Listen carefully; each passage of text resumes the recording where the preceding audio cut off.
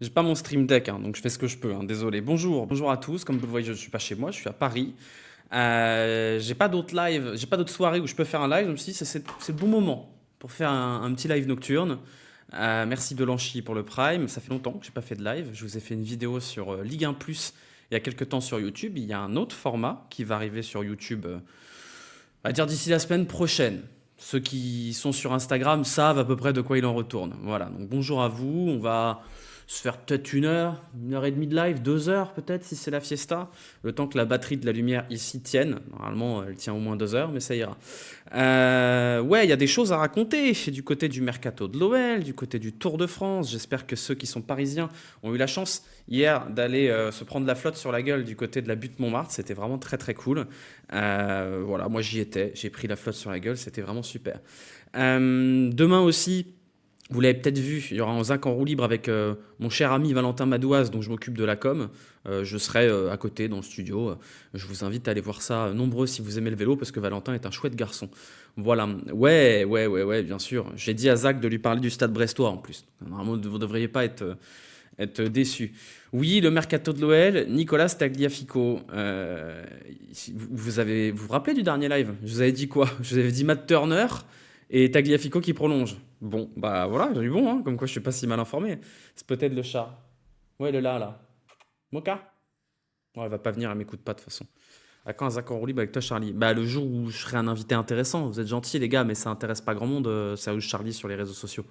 Hein? Je suis petit encore, hein, donc soyez, restons humbles, hein. Le mec, il accueille des gros youtubeurs. Moi, j'ai rien à foutre là-bas, hein. On pourra pas annuler le transfert de Turner. Bah, malheureusement, je crois que non, hein. Je crois qu'on va être obligé de le recruter, Matt Turner. Il y avait des négociations comme quoi il faudrait payer Nottingham pour qu'ils gardent leurs joueurs, ce qu'on n'a jamais vu dans l'histoire du foot. C'est pas vrai, c'est déjà arrivé. Mais les échos, c'est que bah, Turner, non, Turner quoi. Montant estimé du coût de l'avocat pour Matt Turner, je sais pas, on n'espère pas quand même. Bah non, on n'espère pas parce qu'on a besoin d'un gardien pour remplacer Lucas Perry.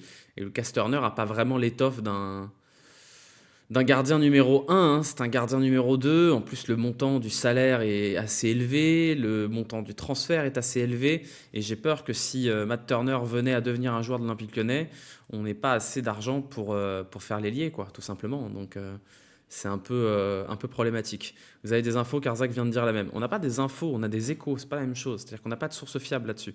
Moi, ma source fiable, c'était sur Tagliafico qui prolonge et Matt Turner qui est sur les tablettes de l'OL. J'ai pas d'infos depuis sur c'est fait, c'est pas fait, ça va pas pouvoir se faire. Je m'en remets à ce qu'a dit Michael Gerlinger en conférence de presse qui a dit on va essayer de voir si c'est pas possible de faire annuler le transfert. Et depuis, on n'a pas trop de news, donc c'est pas trop bon signe, malheureusement. Oui, j'ai vu qu'on était sur un mec qui s'appelle Greff, voilà, qui n'est pas turc, paradoxalement. Tes joueurs et le club dans lequel tu signes ne te veulent pas, tu fais quoi en vrai? Bon, bah, Turner, il est remplaçant déjà, donc je pense qu'il en a pas grand-chose à foutre, hein. Qu'il soit remplaçant à Nottingham ou remplaçant à Lyon, je veux dire, c'est pas lui qui va faire capoter le transfert. Puis quand t'as Marinakis qui est le président de ton club, je pense que tu fais ce qu'on te dit et basta, hein. Sinon, tu prends une balle de Magnum dans la nuque, donc c'est un peu dommage.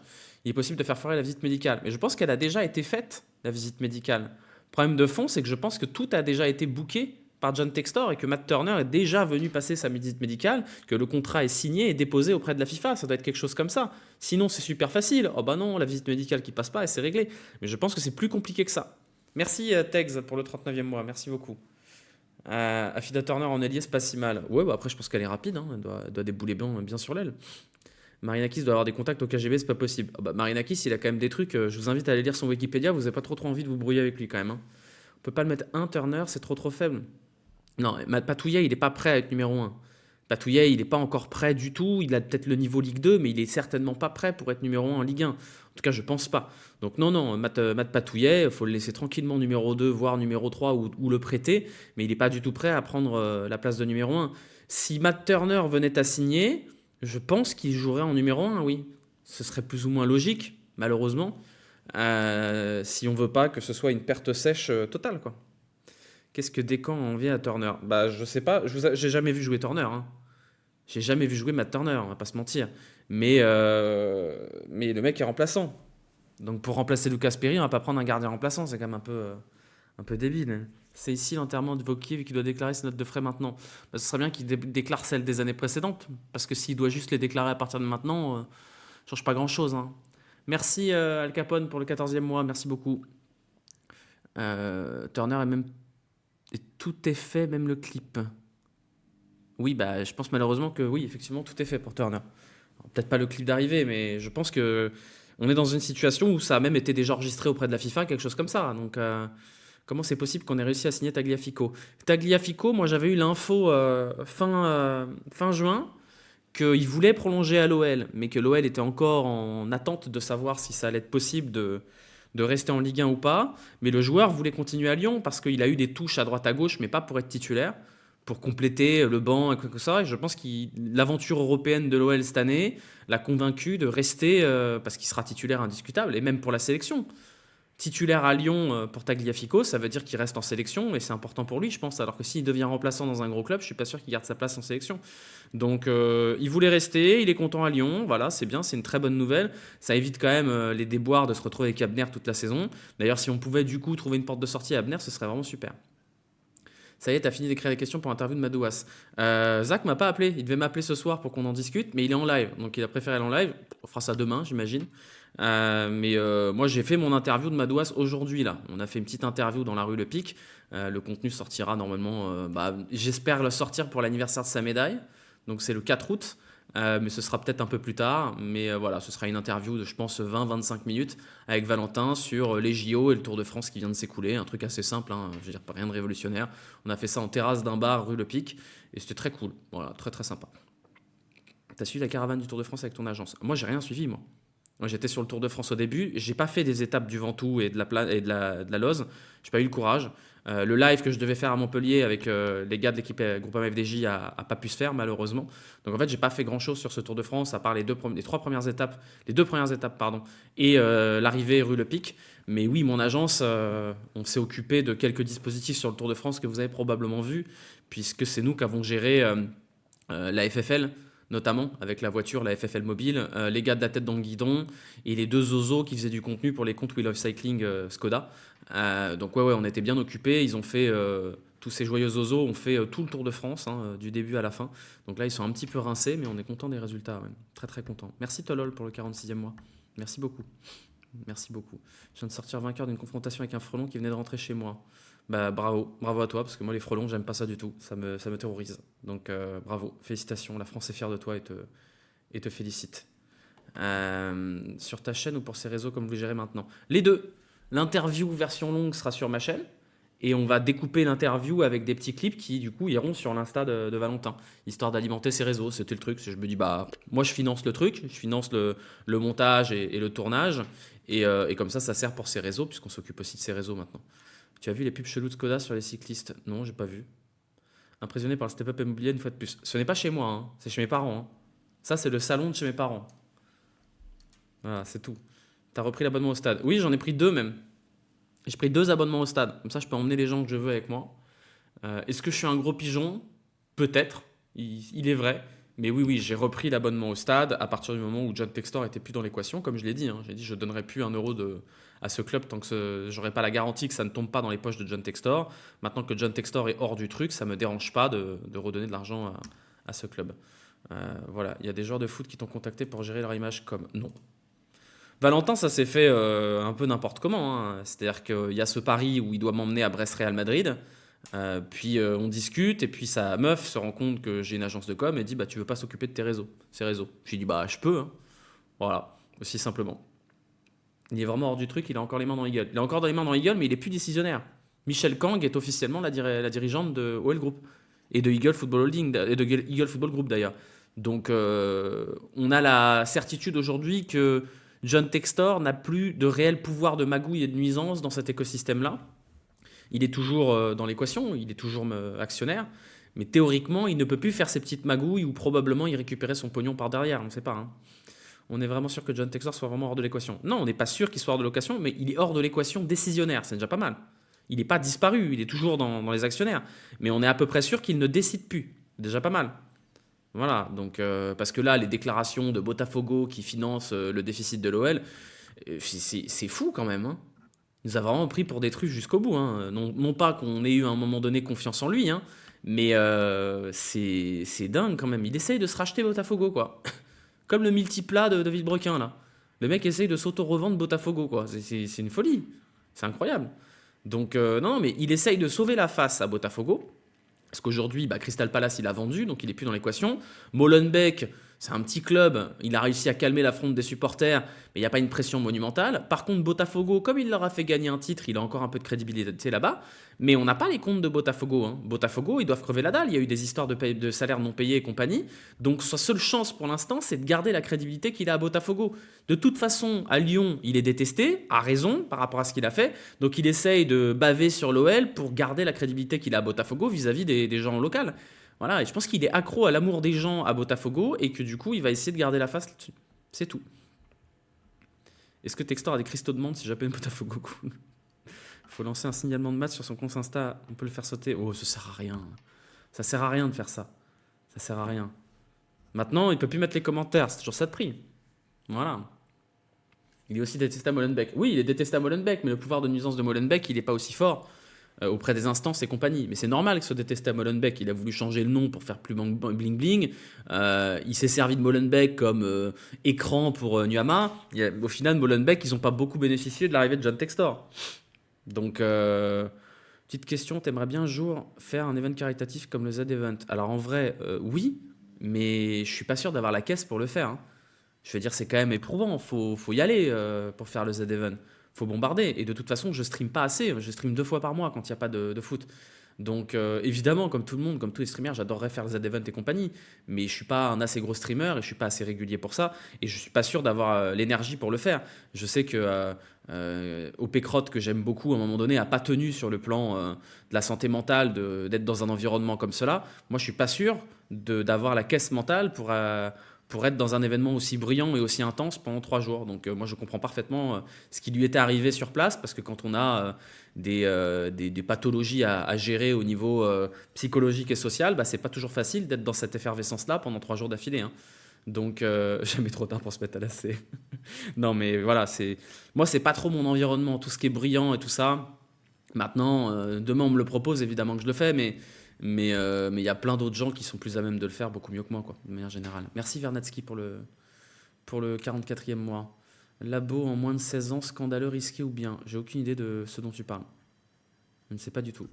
3 jours à côté de Flamby et Biliane, ça te dit pas? Bah, c'est un endroit comme ça, là, avec je sais pas combien de streamers en vase clos qui hurlent, qui crient, qui gesticulent, ça doit vraiment sortir, ça doit sentir le tournoi Smash Bros quand même, hein. Tu dois remplir les conditions pour le faire en online cette année. Ouais, mais j'ai pas foncièrement envie de le faire en online. J'ai pas envie de faire des marathons de stream et compagnie. Donc je verrai, hein, je verrai. Mais ça mobilise quand même pas mal. Maintenant, c'est quand même pour une bonne cause et compagnie. Je verrai. Je me suis pas posé la question là parce que j'étais bien occupé. Mais voilà. Merci Tekodi pour le 8e mois d'abonnement. Merci beaucoup. Ça va tellement déclencher la migraine de l'espace, le Z-Event sur place. Bah, je pense que c'est une expérience folle à faire. Mais putain, tu dois finir rincé complet, hein. Ça doit être éprouvant de tous les côtés, ne serait-ce que la fatigue physique, mais même psychologique, d'être dans un environnement comme ça, quoi. C'est-à-dire l'effervescence constante, quoi. Donc voilà, hein. ALZ en septembre, peut-être, je sais pas, c'est pas moi qui décide. Encore une fois, c'est Zach qui décide, hein. Moi, je suis pas beaucoup là en septembre. Je serai à Paris pendant 3 jours, donc il faudra vraiment que ça tombe bien. Et après, je pars aux 4 coins de la France. Donc, un avis sur le Tour de France cette année? Bah, il y a eu le Ventoux qui a sauvé. Sinon, et la victoire de Van Aert hier qui est quand même très belle. Sinon, ça a été plié tellement vite qu'au final, c'était un peu tristoun. Je trouve ça un peu gênant que Pogacar fasse le blasé. Mais c'est pas une grande édition du Tour de France. Et de manière générale, c'est la question que j'ai posée à Valentin tout à l'heure. Je disais, est-ce qu'on n'est pas un peu dans un cyclisme qui est écrasé à la manière de ce qu'est la Ligue 1 avec le Paris Saint-Germain, c'est-à-dire que tu es condamné à l'exploit si tu n'es pas parmi les meilleurs absolus. Si tu n'es pas Pogacar ou Van Der Poel, tu as déjà 50% des courses de la saison qui sautent. C'est ce que disait Valentin, je ne vais pas vous spoiler l'interview, mais il dit moi j'ai quasiment que couru avec les Pogacar, avec les Van Der Poel et avec les monstres. Du coup, bah, tu fais 20e et tu es content, quoi. Donc on est quand même dans un cyclisme où le seul malentendu de ce Tour de France, le vrai seul malentendu, c'est Jonas Abrahamsen, qui fait partie d'une petite équipe et qui gagne sur une échappée au forceps. Ben Illy est un coureur majeur du peloton. Thymen Arensman est un coureur majeur de l'équipe Ineos. Et à part ça, il n'y a pas eu de grande surprise, quoi. Donc voilà, je trouve ça un peu. On est dans un cyclisme qui est dans une pleine course en avant. Et ouais, mais Valentin Paré-Pinte, c'est pareil. Ça reste une grosse équipe, Soudal. Ça reste une équipe de haut de tableau, même si c'est vrai que Valentin Paré-Pinte, on l'attendait pas à ce niveau-là et c'est trop cool. Mais ça se joue à pas grand-chose. Donc moi, j'ai vibré sur le Ventoux, de ouf. L'étape de Toulouse, je l'ai trouvé très chouette aussi. Et d'ailleurs, Jonas Abrahamsen est un super vainqueur et c'est chouette. Le reste des étapes, j'ai déjà oublié, quoi. J'ai déjà oublié. Alors, pas les champs, parce que pour le coup, la victoire de Van Aert, elle est folle, mais je ne l'ai pas vue à la télé, celle-là. J'étais dans le virage de pic. Mais je vous avoue que le reste, j'ai déjà oublié, quoi. Les 2 victoires de Arensman, bravo à lui, mais j'ai déjà oublié, quoi. J'ai déjà oublié. Gad Berger. Ouais, non, mais il y a des belles histoires. Valentin Paré-Pinte, c'est une super histoire. Vauquelin qui fait 7ème du général, c'est génial. C'est la première fois qu'il joue vraiment un grand tour et ça augure de super bonnes choses. Puis c'est un super coureur, Vauquelin. Gad qui va récupérer le top 10 sur une échappée, c'est fou aussi, c'est trop bien. Donc il y a quelques belles histoires, mais je suis un peu nostalgique du cyclisme où tu avais des no-name qui faisaient des exploits un peu de nulle part, quoi. Voilà, je prends toujours comme exemple Sylvain Calzati ou Blel Kadri ou Brice Feillu. Aujourd'hui, ça paraît totalement impossible pour un coureur random de gagner une étape, quoi. Donc, l'échappée de Van Der Poel, mémorable aussi, je trouve. Oui, ouais, oui, mais je sais même plus sur quelle étape c'était, quoi. C'était Carcassonne. Je sais même plus, quoi. Non, il y a eu des belles étapes, il y a eu des belles histoires, mais un tour qui est joué au général au bout de 10 étapes, c'est un peu triste, quoi. Donc, comment ça, t'as oublié? On peut faire grève quand on est stagiaire. De quoi j'ai oublié? Thymen Arensman? Bah ouais, j'en ai rien à foutre de Thymen Arensman. En plus, full respect pour lui, hein. Mais les étapes, on lui laisse, quoi. C'est parce que Pogacar, il a pas envie qu'il gagne la deuxième. La première, il la chope tout seul. Donc je sais pas, il y avait une odeur de lassitude jusqu'au champ. Parce que l'étape de Montmartre, elle était quand même dingue. Enfin, faut le dire. J'étais pas non plus hyper convaincu au départ. Sur place, c'est extraordinaire. Et je pense qu'on repassera chaque année. Peut-être pas aussi près de l'arrivée, mais je pense qu'on va repasser chaque année à Montmartre. Parce que c'est une fête populaire folle. C'est incroyable. Et la victoire de Van Aert, elle est très belle. Parce que putain, il revient de loin aussi. Donc c'est chouette. C'est très chouette. Cherki, 31 millions dans les comptes de l'OL, tu as vu? Non, j'ai pas vu, mais j'imagine qu'il y a des intermédiaires. Ça me surprend pas. Ça me surprend pas vraiment, hein. Je trouve inquiétant la situation des équipes françaises.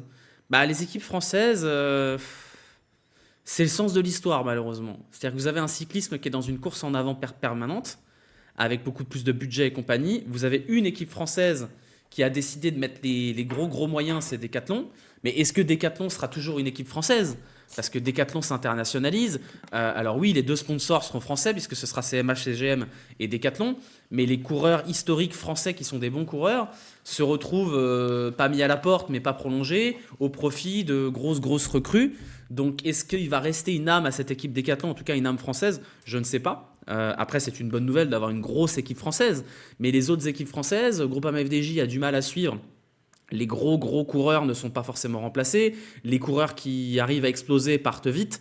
Genre Laurens Pitty qui est parti, Jensen Ploreit qui est parti, même s'il a du mal à percer, Lenny Martinez qui est parti.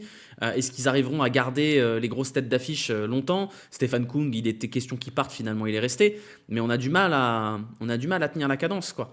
Et derrière, Cofidis, le tour. Parce que je vous vois hein, critiquer le tour de Groupama FDJ, et je vous dis pas que c'est un bon tour de la part de Groupama FDJ. Guillaume Martin, Madio l'a dit, il n'a pas été au niveau, il fait 13e, c'est pas suffisant pour Guillaume Martin, il était quasiment invisible. Et les autres, il y a eu des top 3, il y a eu des top 5. C'est dur de gagner sur le Tour de France, tout le monde ne peut pas gagner. Donc en fait, tu sauves les meubles avec des top 3 et des top 5. Par contre, vous regardez le Tour de Cofidis. Waouh, et le Tour de Cofidis, il est hard quand même, hein. C'est très dur le Tour de Cofidis, hein. C'est vraiment... si Romain Grégoire tombe pas. Alors si Romain Grégoire tombe pas, ça joue la gagne. Est-ce que ça gagne? Je suis pas sûr, hein. Caden Groves, il était très fort. Ça se trouve, il arrive à tenir la roue, il tient jusqu'au bout, hein.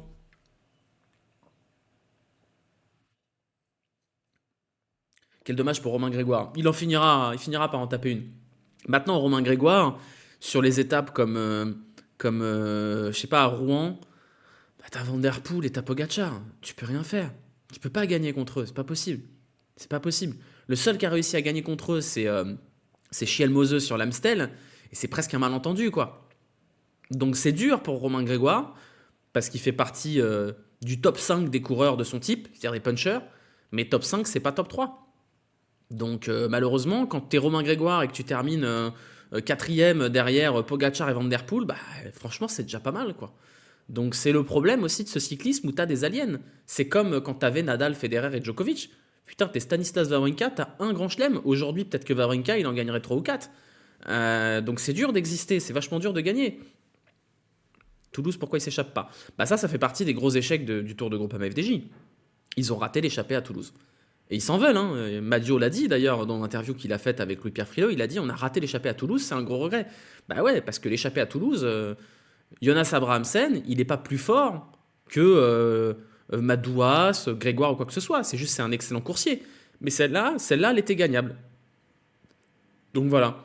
Il en a 3. Oui, pardon. Il en a 3, Wawrinka? Je suis sûr qu'il n'en avait qu'un seul.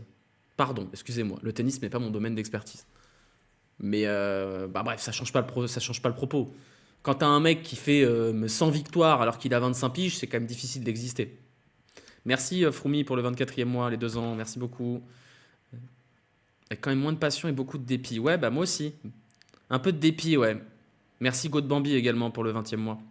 Et Mediup également pour le 30e mois. Merci Gatien IBN Philippe pour le 9e mois également. Je ne vous ai pas tous remerciés parce que j'étais parti dans ma tirade.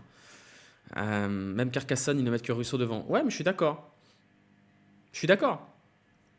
Maintenant, encore une fois, on est dans un cyclisme où c'est très très dur de gagner les grosses courses. Et je pense qu'il y a pas mal de coureurs français qui ont hâte de retourner sur des Polynormandes ou des Grands Prix de Plouay, quoi. Parce que c'est très très dur quand même. Parce que tu peux pas les suivre, tu peux pas les battre. Valentin, il me le disait cet après-midi, ce sera dans l'interview, il dit les Van Der Poel, les Pogacar, il me dit peut-être qu'un jour, je peux les battre sur un jour. Où eux, ils ont pas des bonnes jambes et moi, j'ai des super jambes. Mais sinon, bah ouais, tu joues quasiment perdant d'entrée, quoi. Donc voilà, hein, c'est compliqué. Quelles sont les prochaines chouettes courses du cyclisme? Il y a la Classica San Sebastian là, qui va être bientôt, je crois que c'est dimanche prochain. Ensuite, on aura la Vuelta. Après, on aura les classiques québécoises à Montréal et à Québec qui sont très cool. On aura les mondiaux au Rwanda avec un parcours assez foufou. Et après, bah, il y a les classiques de fin de saison, c'est-à-dire les classiques italiennes avec le Lombardie. On aura Paris-Tours qui est une chouette course aussi. Il y a quelques petits trucs sympas au programme. On sait si Poga fait la Vuelta. Moi, je pense que Pogacar fera pas la Vuelta. Je pense qu'il en a un peu ras le cul. Je pense qu'il va pas y aller à la Vuelta. Je suis pas certain en tout cas. Tu parlais de suspense, la chute de Philipsen enlève un peu de challenge sur le maillot vert. Ouais, après le maillot vert, on aurait pu avoir du suspense si Van Der Poel était allé au bout. Mais malheureusement, il y a eu ces sprints intermédiaires très tôt dans la montagne qui ont fait que Milan a verrouillé le truc et que Pogacar l'a jamais joué le maillot vert. Donc si Pogacar avait voulu jouer le maillot vert, peut-être qu'on aurait pu rigoler un petit peu. Mais c'est sûr qu'à partir du moment où Tim Merlier le joue pas et que Philipsen est out, oui, il n'y avait pas trop de suspense sur le maillot vert. Chouette, je suis pas sûr vu le niveau de Del Toro, je miserais plutôt sur le Tour de l'Ain. Oui, je suis d'accord, j'avoue. Comment expliquer les différences de level en vélo? On l'explique bien en foot avec la technique, mais sur un vélo. Vous avez des équipes qui ont des budgets monumentaux. Du coup, qui ont un avantage technologique et probablement médical, hein, même. Moi, je ne parle pas de doper ou de pas doper, parce que je pars du principe que s'ils prennent des trucs, ce sont des trucs qui aujourd'hui ne sont pas interdits. C'est ma théorie, hein, c'est pas du tout la vérité ou absolue ou quoi que ce soit. J'ai tendance à penser que quand une équipe a 60-70 millions de budget, elle peut aller plus vite que la lutte antidopage. C'est comme quand on leur a dit d'arrêter le monoxyde de carbone, ils nous ont dit bah oui, pas de souci, parce que probablement qu'ils ont trouvé un autre truc derrière. Donc vous avez une course en avant au niveau des budgets qui fait que les meilleures équipes accumulent les meilleurs coureurs. C'est ce qui se passe chez UAE et chez Visma, hein. Vous avez des coureurs qui seraient leaders absolus dans toutes les équipes qui se retrouvent à l'arbiné, hein.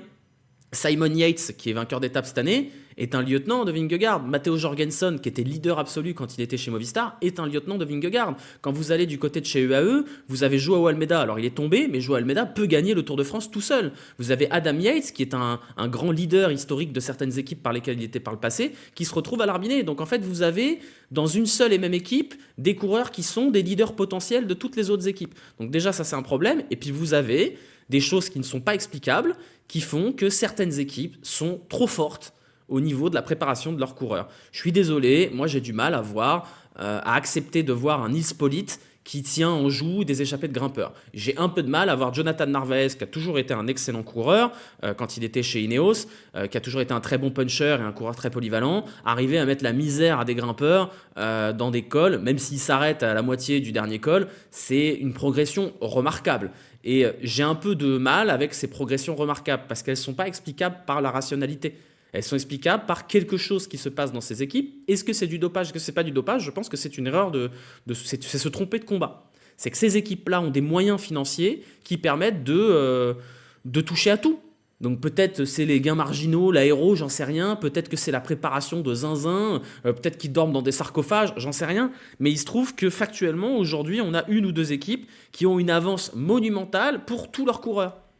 Nice, Polite, Narvaez, tous ces mecs-là, Michael Bjerg par le passé, sont des monstres. Victor Campenaerts, qui n'a jamais réussi à passer un col de montagne, qui se retrouve à faire les pieds de col. Et c'était pareil chez Sky avant. Hein. Sky, c'était une machine de guerre. Chris Froome, c'était un no-name. Il a remporté 4 Tours de France, c'est de nouveau un no-name. Bradley Wiggins, c'était pas un grimpeur, il gagne un Tour de France, puis il disparaît après. Donc, je vous dis pas qu'il faut crier au dopage, je vous dis juste qu'il y a des choses qui font qu'il y a un écart financier qui se traduit en écart peut-être technologique, médical, quoi que ce soit, qui fait qu'aujourd'hui, vous avez des équipes qui sont trop fortes. Voilà.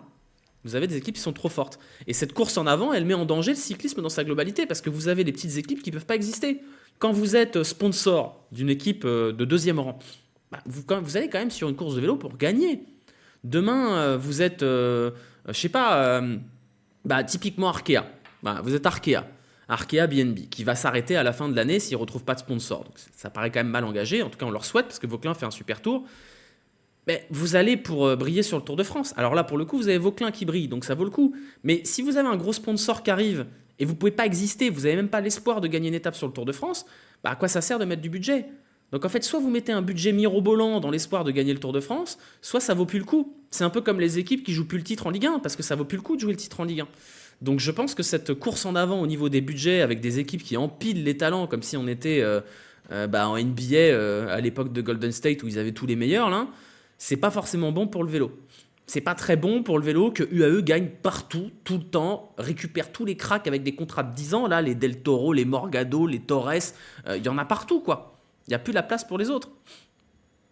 Donc ouais, effectivement, regardez, Intermarché, Lotto, Alpecin, c'est compliqué parce que Alpecin, ils ont Van Der Poel, mais si demain il n'y a plus Van Der Poel, il reste qui chez Alpecin?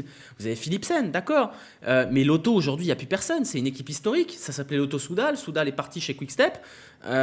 Lotto, historiquement, c'est une équipe forte. Aujourd'hui, à Lotto, vous avez Arnaud Delis, vous avez Lennart Van Helvelt, et ça suffit pas. Ça suffit pas. En exposition médiatique, tu es rentable malgré tout. G2R a fait une étude il y a quelques jours. Oui. Tu es rentable en exposition médiatique, c'est sûr. Mais les sponsors, ils veulent de la win. Ils veulent de la win. Groupama FDJ, il y a 5 ans, il y avait Thibaut Pinot, c'était la Fiesta. Vous aviez David Gaudu qui faisait 4e du Tour de France. Aujourd'hui, vous arrivez sur le Tour de France avec Romain Grégoire en leader. Et c'est impossible quasiment pour Romain Grégoire, hors échappé, de faire mieux que top 5. Donc c'est dur pour un sponsor historique qui a gagné des victoires d'étape dans le Tour de France, qui a même joué la gagne dans un Tour de France, à un moment donné de se retrouver relégué en 2e division du cyclisme mondial, parce que vous avez UAE et Visma tout en haut, qui balancent un pognon de dingue, et puis derrière vous avez d'autres équipes qui réussissent à récupérer les miettes. Les Roglic, les Lipovic chez Red Bull, Remco, ou même Ineos. Regardez Ineos, c'est quand même fou Ineos. Ineos, ils ont roulé sur le cyclisme pendant quasiment un peu moins de 10 ans. C'est un budget monstrueux, et encore aujourd'hui, leur effectif, il n'est pas dégueulasse, Ineos. Ils ont Arensman, ils ont Carlos Rodriguez, ils ont des bons punchers. Ils n'existent pas, Ineos, dans le classement général. Il y a 2 victoires de Thymen Arensman, heureusement, mais sinon, ils n'existent pas trop. Donc, c'est dur pour... même Ineos, je pense qu'à un moment donné, vont se dire, là, ils sont allés chercher Total. Total qui s'est barré aussi, c'est pareil. Total, ils se sont dit, on préfère être co-sponsor d'une équipe top 5 plutôt que de continuer à être sponsor full d'une équipe de 2e division. Est-ce que ce serait pas intéressant d'instaurer un salary cap? Ça changerait pas le problème de fond. Déjà parce que personne ne sera pour, parce que tout le monde est pour gagner plus d'argent. Les sponsors, ils sont ravis quand ils peuvent de mettre plus de pognon que les autres pour pouvoir gagner plus facilement. Et puis de toute façon, tu auras toujours des coureurs qui vont être prêts à sacrifier leur salaire pour aller gagner. Aujourd'hui, il y a des coureurs qui sacrifient leur carrière pour aller chez UAE. Un mec comme Simon, les 2 Yates là. Adam et Simon Yates. Simon Yates, ça va, il est pas trop mal loti, il a gagné un grand tour. Mais un mec comme, Adam Yates, il a sacrifié sa carrière. sacrifier sa carrière. Il aurait pu être leader sur un grand tour, rêver d'un podium et compagnie. Voilà, il est deuxième lieutenant, quoi. Ineos, jamais compris pourquoi ils ont lâché Pidcock, pourquoi aucune grosse équipe n'aurait voulu. Je sais pas, ça c'est vrai que c'est mystérieux quand même. Pidcock est parti, hein. Pidcock il est parti chez Q36, non? Ou tu dors, je sais jamais. Chez Q36, je crois, hein. Oui, je disais deux grands tours Simon, je dis qu'il avait gagné le grand tour de Giro, là. Mais oui, il en a deux. Peut-être que certains vont éviter le syndrome Richie Porte. Ouais, peut-être. Mais on est sur un cyclisme qui est quand même moins divertissant, même si c'est un cyclisme qui plaît davantage parce que c'est spectaculaire et vous avez des grands monstres, des mythes qui sont construits, mais c'est quand même moins spectaculaire, quoi. Enfin, si, c'est plus spectaculaire, mais c'est moins bandant, je trouve. Le Giro était cool cette année. Ouais, c'est exactement ça, chômeur suprême. C'est à un moment donné, bah, ça paye mieux et tu auras des opportunités de briller sur des petites courses. Donc ça, c'est le calcul qu'ils font. C'est le calcul qu'ils font. Total est sur deux équipes. Ils sont sur deux équipes aujourd'hui, mais à partir de l'an prochain, ils vont se barrer de Total Energy. Jean-René Bernaudot cherche un sponsor, c'est de nouveau le running gag. Le problème, c'est que vous avez vraiment aujourd'hui un duel entre deux équipes. Et c'est pas bon. C'est pas bon pour le vélo. Parce que ça va lasser tout le monde au bout d'un moment. Notamment les coureurs secondaires. Je sais pas ce que c'est. Déjà, c'est dur d'être coureur cycliste sans être un top niveau. Mais aujourd'hui, vous voulez rêver de quoi quand vous êtes coureur cycliste? Vous voulez rêver de quoi? Vous voulez rêver d'un malentendu sur le Tour de France? Bah, c'est plus possible. Vous voulez rêver de quoi? Même les petites courses sont gagnées par UAE et Visma. C'est dur. La Visma qui en plus récupère Rabobank, ça fait tellement plaisir. Ouais, tu m'étonnes. Tu penses quoi du projet One Cycling? J'ai pas trop d'avis là-dessus. Je suis curieux de voir où ça va aller.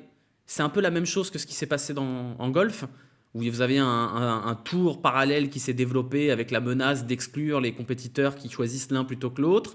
En même temps, est-ce que le tour restera la propriété éternelle du groupe Amaury? On ne sait pas. Pour l'instant, c'est pas suffisamment développé pour qu'on puisse avoir un avis là-dessus. Par essence, ça me fait toujours un peu chier que ce soit les Émirats qui récupèrent tout parce qu'ils ont plein de pognon avec le sport washing et compagnie. Donc je suis pas pour, évidemment. Mais Total a signé jusqu'en 2026, il reste encore un an à Jean-René Bernaudot. Ah pardon, excuse-moi, je pensais que ça terminait à la fin de l'année. Ah, ce que tu fasses du contenu avec Sexas. Peut-être un jour, peut-être un jour. Je vais essayer de faire un peu plus de contenu vélo. Je ne sais pas si je vais y arriver parce que là j'ai quand même prévu beaucoup de contenu. Il y aura le débrief Ligue 1 tous les lundis à partir de la rentrée là. Il va falloir que je m'y mette pour de vrai. Mais je vais essayer de faire davantage de contenu vélo. Mais si je pouvais faire du contenu vélo un peu différent, genre des petites courses, des courses de jeunes et compagnie, essayer de récupérer les droits de ces courses-là ou de les produire directement, ça pourrait être cool parce que le cyclisme des jeunes est quand même vachement intéressant et vachement plus chaotique que le cyclisme des pros. Il y a un sponsor sur Débrief Ligue 1? Non, il n'y en aura pas cette année. C'est un choix que je fais dans une volonté de pouvoir réclamer des trucs à la Ligue. Parce que la Ligue m'a répondu, ça y est, sur l'exploitation des droits. Alors je sais pas ce que ça va donner, je vous garantis rien, mais il faut le dire quand c'est bien. J'ai eu une réponse de la Ligue de foot, côté production, sur notamment les matchs vintage. Donc je les rencontre vendredi. Enfin, je rencontre la personne en charge de ça vendredi, et peut-être que ça aboutira à des choses. Mais retenez bien ça, hein, si à un moment donné les vannes s'ouvrent sur les matchs vintage, vous saurez qui c'est qui a ramené ça, hein. Parce que c'est Bibi qui est allé au charbon là-dessus, hein. Voilà, c'est Bibi qui est allé au charbon là-dessus. Donc on verra ce que ça donne. Ça se trouve, ça donnera rien. Mais il faut quand même le dire quand c'est bien. J'ai reçu une réponse et on m'a invité à boire un café pour discuter de tout ça cette semaine. Et c'est d'ailleurs aussi pour ça que je suis à Paris. Donc on verra ce que ça donne. Mais il y a peut-être une porte qui s'ouvre. Voilà. Donc à force de chauffer les tuyaux, au bout d'un moment, ça se dilate, hein. Voilà. Le chat, vous avez vu le chat là? Je l'ai pas vu moi. Smokey, tu viens? Viens là. Viens dire bonjour, espèce de gros débile. Oui, débile. Merci Pavel Sivagot pour le Prime. J'ai une question. Est-ce que tu as vu le document Eagle avec les prix de Cherki sur Barcola qui sont tellement intrigants? J'ai pas vu. J'ai pas vu. J'ai arrêté. J'ai arrêté la compta. Je suis largué. J'ai plus l'énergie pour suivre la compta de l'Olympique Lyonnais. Il y en a qui le font beaucoup mieux que moi. Merci Tutur pour l'abonnement. Merci le Josie également. Je vous ai pas vu passer. Merci Hurricane. Merci Sioul également. Je vous ai pas vu passer dans le feed. En tout cas, on te le souhaite. Bah, je verrai, hein. Moi, ma volonté, de toute façon, je l'ai toujours dit, je veux pas 1 euro de la Ligue, hein. Alors évidemment, s'ils me disent viens animer une émission sur le Twitch de la Ligue, je dis oui. Mais j'y vais pas pour gratter du pognon. Moi, je m'en branle du pognon. Je veux pouvoir faire mon contenu à moi sur la Ligue 1. Et si mon contenu à moi sur la Ligue 1, il est plus cool à montrer parce que la Ligue a fait des efforts sur l'exploitation des droits, trop bien. Mais moi, j'y vais pas pour aller gratter des thunes. Vous voyez ce que je veux dire? C'est comme avec l'OL, hein. Viens là, viens dire bonjour. Smokey, viens dire bonjour. Ici. Là, viens. Viens, gros débile. Viens ici. Non, non, non, non, viens. Bon, il veut pas dire bonjour. Désolé. Il est juste derrière, mais il veut pas dire bonjour. Ah non, j'ai beaucoup, beaucoup de respect pour Mika, pour Malek et pour Cyril qui mettent leur nez dans les documents comptables. Je suis arrivé à saturation. Voilà. Mais il veut pas dire bonjour. Smokey, Smokey. Eh, viens là. Viens. Viens ici.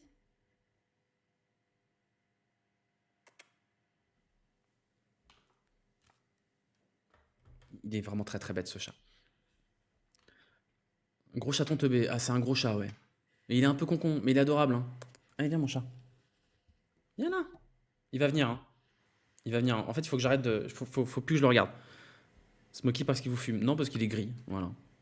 Il va venir, c'est juste que quand je fais attention à lui, il m'écoute pas. Mais quand je fais plus attention à lui, il va venir. Vous allez voir.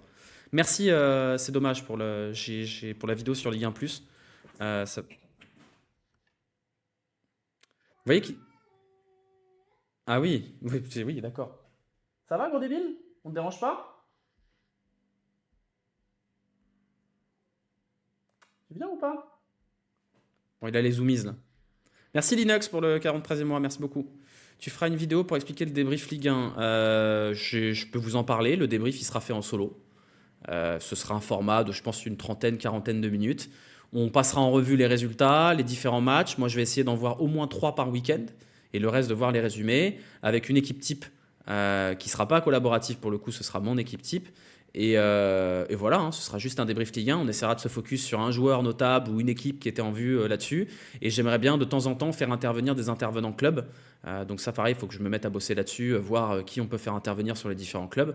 Il y aura évidemment un focus un peu plus appuyé sur l'Olympique Lyonnais parce que ce sera toujours parmi les matchs que je regarderai dans le week-end. Mais l'idée, c'est de couvrir toute la Ligue 1 de manière générale. Une rubrique top flop. Ouais, exactement. Ouais. Merci Sharpshooter pour l'abonnement. C'est le chat qui a vu sa première victoire de l'OL au bout de 5 mois. Non, non, lui, il est vieux là. Il a 5 ans. Il en a vu des victoires de l'OL. Non, non, l'autre, je sais pas où elle est, mais elle est plus timide l'autre. On la voit pas souvent. C'est sympa que tu lances ton projet de React Ligue 1. C'est super cool d'ailleurs que plein d'acteurs relancent des projets sur la Ligue 1. Ouais, bah c'est normal. À un moment donné, ce championnat, il est en train de crever, hein, simplement. Vous avez vu la vidéo sur Ligue 1 Plus. La chaîne, elle est en train de se lancer. Si la chaîne ne marche pas, vous avez vu les résultats d'activité de l'OL. Les droits télé de la Ligue 1, ça compte plus rien. La Ligue 1, elle est en train de se casser la gueule. Donc si on veut que la Ligue 1 survive, elle a besoin de tous les gens qui peuvent la mettre en avant. Donc c'est aussi pour ça que j'aimerais bien qu'on bosse main dans la main avec la Ligue, parce que je pense qu'il y a des choses intéressantes à faire, parce que des gens comme Zach, comme Bruce, comme moi, alors oui, c'est une partie de notre gagne-pain, ça n'est pas principalement, hein. Zach vit d'autres choses, moi je vis d'autres choses, mais si on peut à un moment donné faire en sorte que les gens aient envie de voir la Ligue 1 à notre petite échelle, bah c'est bien, c'est pas mal. Revoir ensemble le 5-5. Bah ouais, ce serait génial ça. Ce sera vraiment cool. On n'en peut plus de Beansport et de leur attitude. Ouais, bah ça, vivement qu'on soit débarrassé, mais c'est bientôt, c'est dans un an. Il va y avoir un tel écart en Ligue 1 entre les clubs européens avec proprios solides comme Rennes, Paris FC, le fossé va se creuser. Oui, c'est le sens de l'histoire. Il y a les mécènes et ceux qui crèvent la dalle. C'est le sens de l'histoire. En tout cas, moi, le débrief Ligue 1, c'est un format qui me tient à cœur. J'espère que vous serez nombreux à le suivre. J'en ai pas trop de doutes, honnêtement. Évidemment que ça fera moins de vues que le débrief OL, mais ça me reposera aussi, parce que ça m'a fatigué l'OL quand même. Voilà. Et là, il y avait quand même beaucoup de choses qui m'ont pas mal fatigué. J'ai revu quelques extraits des derniers débriefs de la saison. Je pense que ça se voyait que la santé mentale, elle était sur le déclin quand même, hein. Donc j'aimerais bien pouvoir débriefer avec de l'intensité, mais peut-être pas autant d'émotion, quoi. Voilà. Mais on continuera, il y aura des lives nocturnes post-match de l'OL, il y aura des débriefs officieux en fait. Juste le format débrief tel qu'il a existé ne sera plus le même parce que ce ne sera pas récurrent. Il ne faudra pas attendre un débrief après chaque match. Vous aurez parfois des lives. Vous aurez, quand j'ai envie de faire des lives post-match, je les ferai. Mais je ne veux plus me forcer à monopoliser ma soirée, à ne rater des anniversaires, à emmener le matos de stream en vacances, etc. Pour l'Olympique Lyonnais à chaque semaine, quoi. Finito la perruque clown. Ouais, finito. Bon, après, on a bien rigolé, mais il faut passer à autre chose. Voilà, donc c'est fini. Ouais, les notes sont finies. Les pronos, c'est terminé. Peut-être qu'on verra comment je transforme l'application qui est développée par Cédric là-dessus. Mais je pense qu'on va rester simple. On va rester simple au moins la première saison. Et si jamais le débrief Ligue 1 vous plaît, à ce moment-là, on rajoutera des fonctionnalités, peut-être une application par-dessus. Mais d'abord, cette saison-là, on va faire un truc tranquillou, un débrief tranquillou, rubriqué, normal, etc., etc. On n'aura donc plus de thérapie de groupe après les défaites. Non, ça c'est terminé. On verra, hein. Peut-être que je lancerai des lives après des défaites. Mais je ne vais plus me forcer. Je vais pouvoir aller au stade, rentrer dégoûté et me coucher. Ça m'a pesé sur le moral, le système, de m'astreindre à le faire à chaque match, quoi. Voilà, t'arriveras à dire du bien de l'OM et du PSG. J'ai toujours réussi à dire du bien de l'OM et du PSG. J'ai aucun problème avec ça. J'ai du mal avec les supporters marseillais, mais j'ai pas de mal avec l'OM. J'aime pas trop l'OM. Maintenant, quand l'OM joue bien et que c'est un club attrayant, je l'ai toujours dit. L'OM de Bielsa me plaisait. Le PSG de Luis Enrique me plaît 10 fois plus que le PSG des dernières années. Donc, bien sûr, le but, c'est toujours de pouvoir parler des différents clubs avec subjectivité, mais respect. Faut pas que ça joue sur ta santé mentale. Bah, c'est la priorité maintenant. C'est que ça ne vienne pas en contradiction avec ma santé mentale.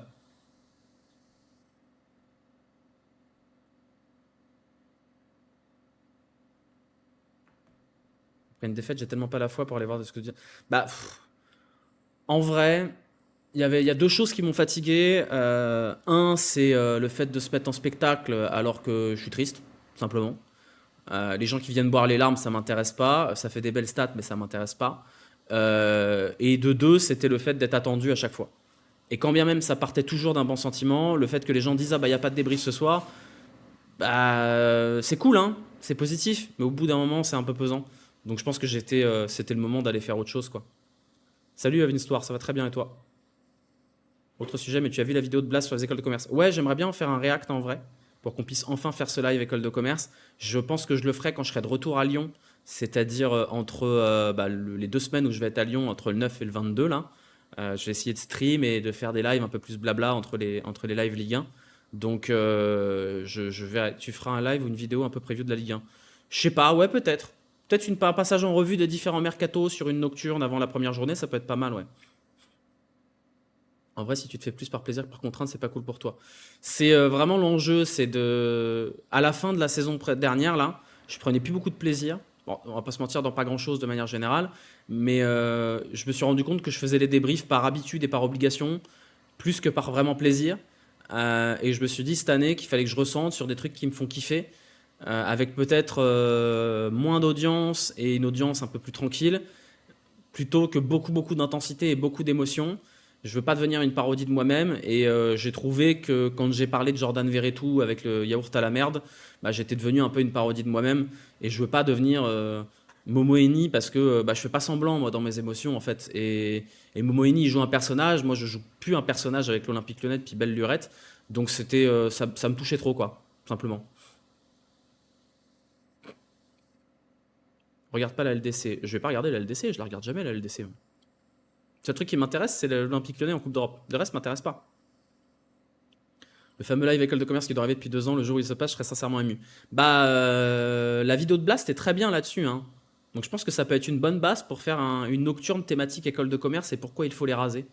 Je pense que c'est pas mal. On le fera à un moment donné. Je vous dirai. J'ai 2 semaines où je suis un peu tranquille à Lyon avec pas grand-chose de prévu et je pense que je vais essayer de liver un peu plus pour la reprise là.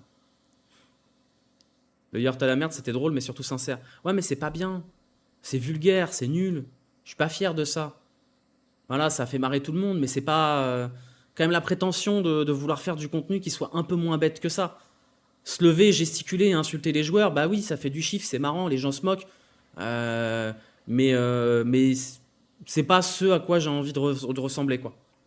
Voilà, et je trouve ça pas cool pour Jordan Verretou, qui est certes un joueur de merde, mais qui en soi reste un être humain et qui mérite à un moment donné de pas être traité comme ça. Donc c'est pas cool. J'espère qu'il l'a pas vu, j'espère que ça l'a pas touché ou quoi que ce soit. Mais là, je suis redevenu haineux comme j'étais sous Genesio, quoi.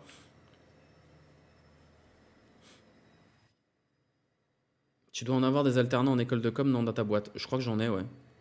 Ouais, ouais. Il y a un stagiaire qui est en école de commerce. Je crois qu'il y a un alternant, non, il est à Assas, donc il n'est pas en école de commerce.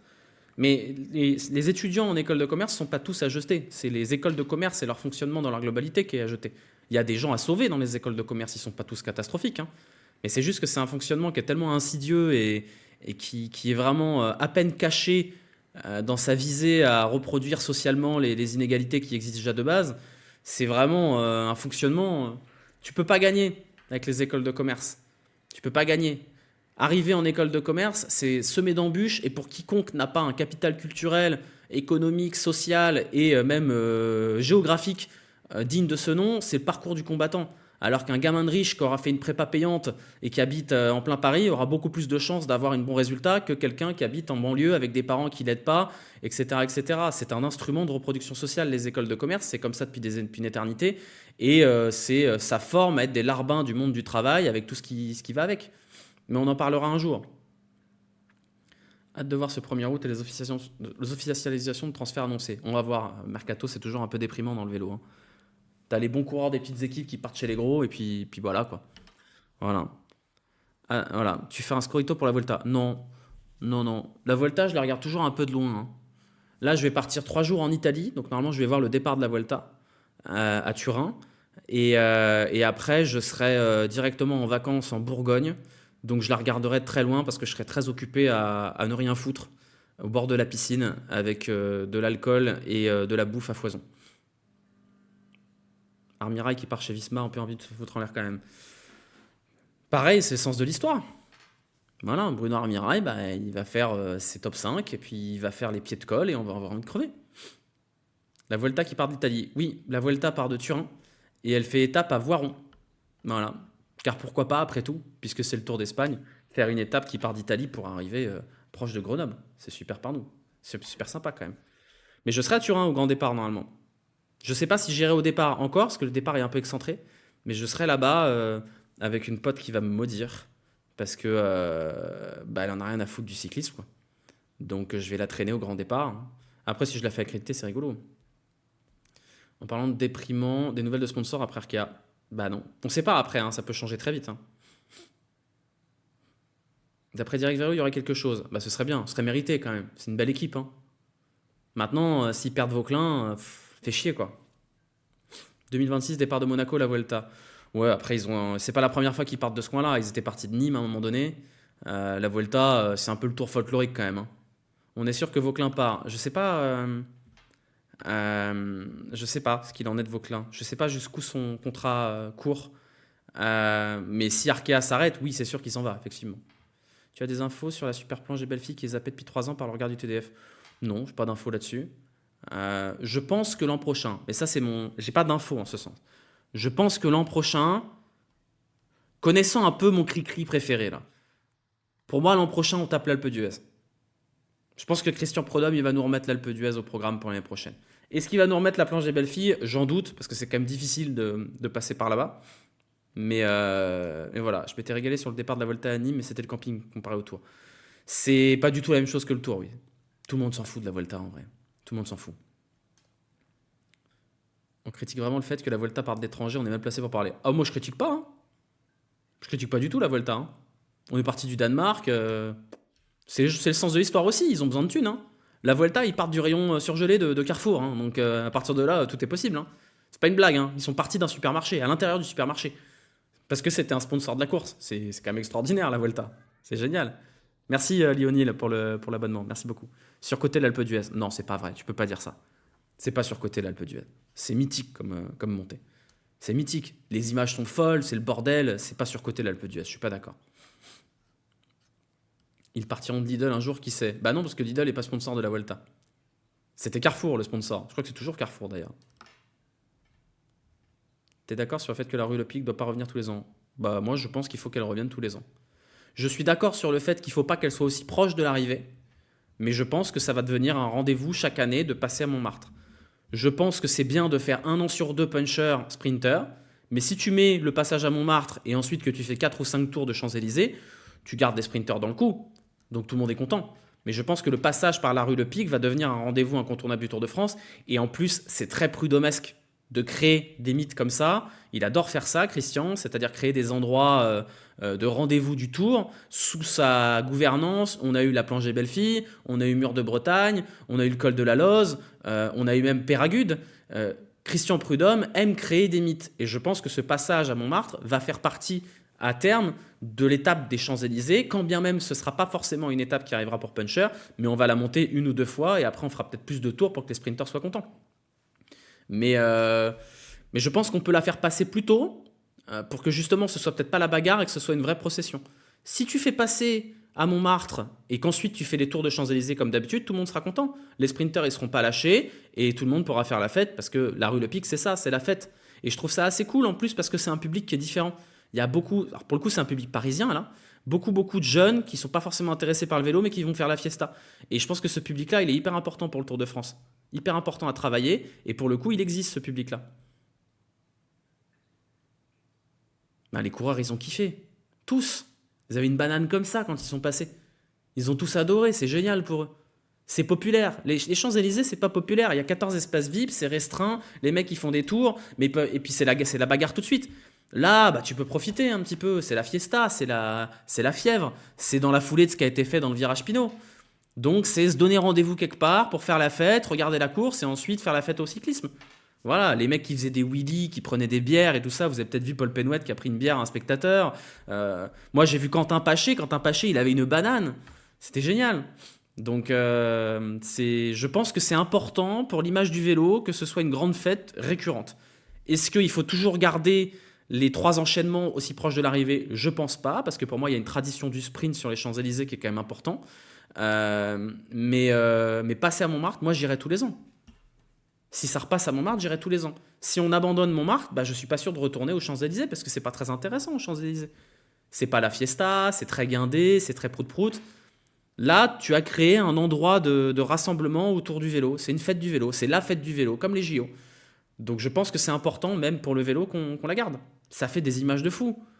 Vous l'avez vu, la ferveur populaire, on dirait le grand départ. C'est génial. Oui, mais tu peux avoir le meilleur des deux mondes en pensant au sprinter, Tikkun.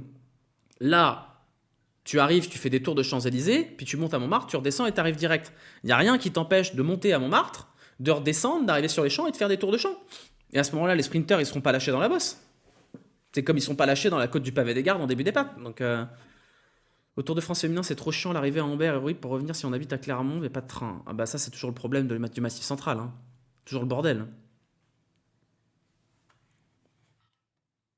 J'ai fait l'effort de m'intéresser au cyclisme pour continuer là-dessus. On est d'accord que c'est rare que le maillot jaune essaye de gagner à l'étape à Paris. Bah, ça n'existe pas en fait. Hein. De mon vivant, je ne l'ai jamais vu. On a eu un malentendu qui était Alexandre Vinokourov, qui avait réussi à gagner en solitaire sur les champs à la faveur d'une attaque un peu lunaire.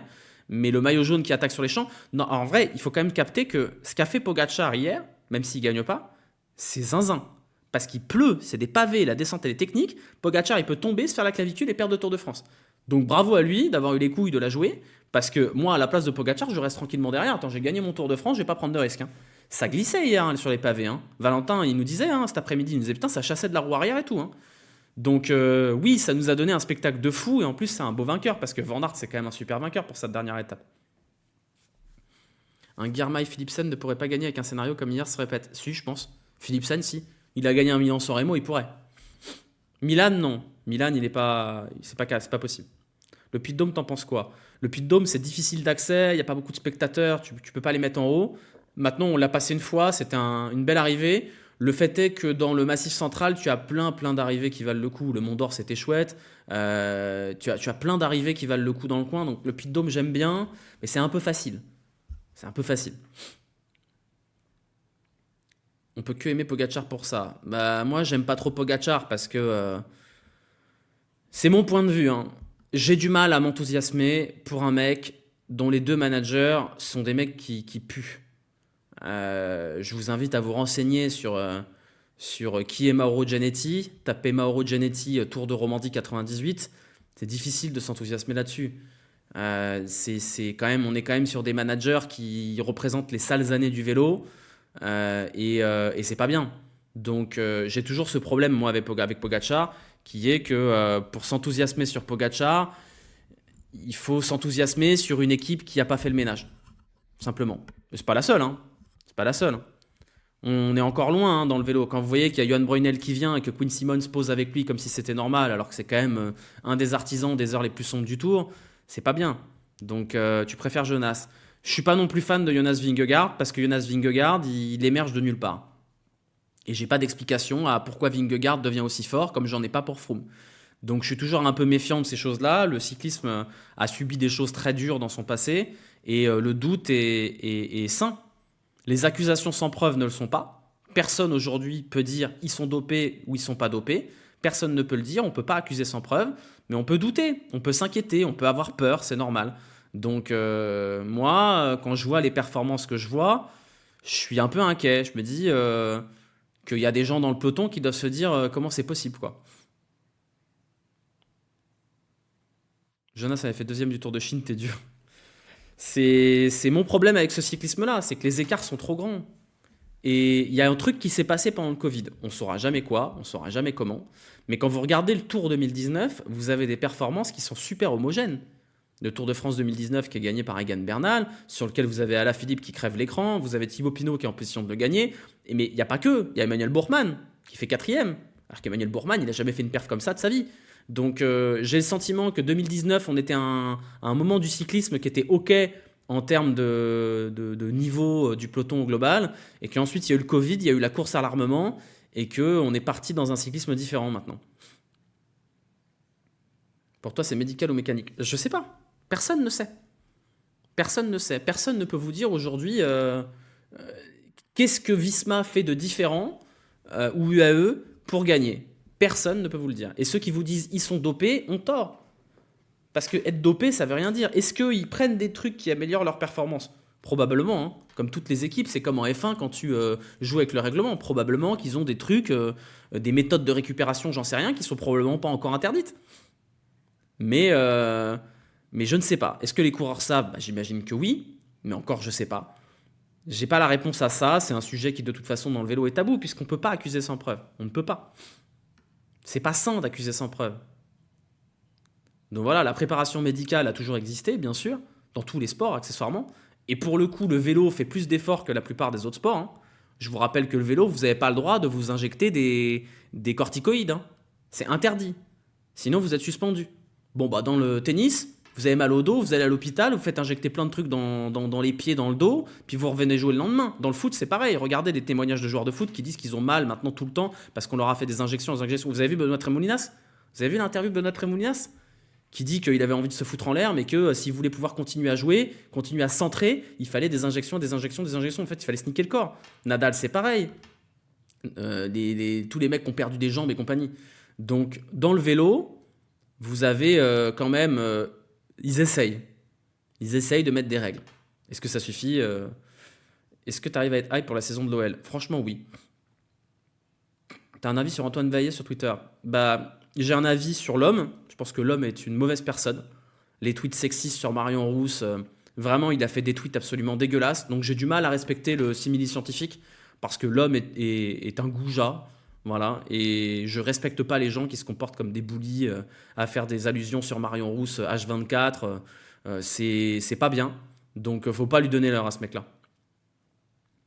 C'est un gros dégueulasse, sexiste, mauvais. Donc ça décrédibilise toutes les choses potentiellement intéressantes qu'il peut dire, mais je vous avoue que j'ai pas envie de m'y intéresser. C'est un mauvais, oui, oui, c'est un mauvais. Son travail est intéressant, mais voilà, ben, je sais pas, je saurais pas te dire. J'ai pas envie de m'intéresser au travail de quelqu'un qui se comporte comme ça. Tu peux émettre des doutes et compagnie, mais les saloperies sur Alaphilippe et Marion Rousse, est-ce bien nécessaire? Ton avis sur le cas Ferrand, sur son truc? Bah enfin comment dire? Je pense que Eurosport peut remercier Franck Ferrand parce qu'il est la raison pour laquelle je paye Eurosport l'été pour voir le Tour de France chez eux. Voilà, parce que Franck Ferrand m'insupporte. Je peux pas le piffrer. Voilà, et je trouve ça dommage qu'un mec comme ça soit sur le service public. Mais bon, c'est que mon avis, hein. Voilà, c'est que mon avis là-dessus. Cette année, Eurosport, c'était super, ouais. C'était super. Ils ont été très très bons. Plus calme que d'habitude, puisqu'il n'y avait pas Di Grazia. Et je pense que Di Grazia, avec la bande de potes, peut-être appuyait sur ce côté déconnade. Moi, j'ai trouvé le traitement d'Eurosport top cette année. Et j'ai trouvé Romain Bardet sur la moto top aussi. Calmejane sur France TV, intéressant. Bah, j'ai pas vu du coup.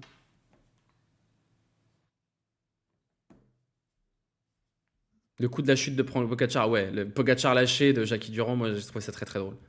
Jackie Durand, il est vraiment excellent quand même, hein. Alors j'adore Marion Rousse, c'est probablement la meilleure consultante sur le cyclisme, enfin sur le sport pur, parce qu'elle reconnaît tout le monde, elle comprend tout à la course, c'est une machine de guerre Marion Rousse. Mais alors Jackie Durand, il a le flegme, il a la déconnade, pour moi c'est le meilleur. C'est le meilleur Jackie Durand. Il est trop drôle, il est trop fort, Il est toujours dans le bon ton. C'est vraiment chouette, quoi. Et puis Chanel, bah Chanel, c'est un enfant de 14 ans coincé dans le corps d'un quadragénaire, hein. Moi, ça me fait rire. Mais c'est une autre ambiance, c'est normal, c'est pas la même cible. Si vous regardez le tour sur Eurosport, c'est que vous connaissez déjà le vélo.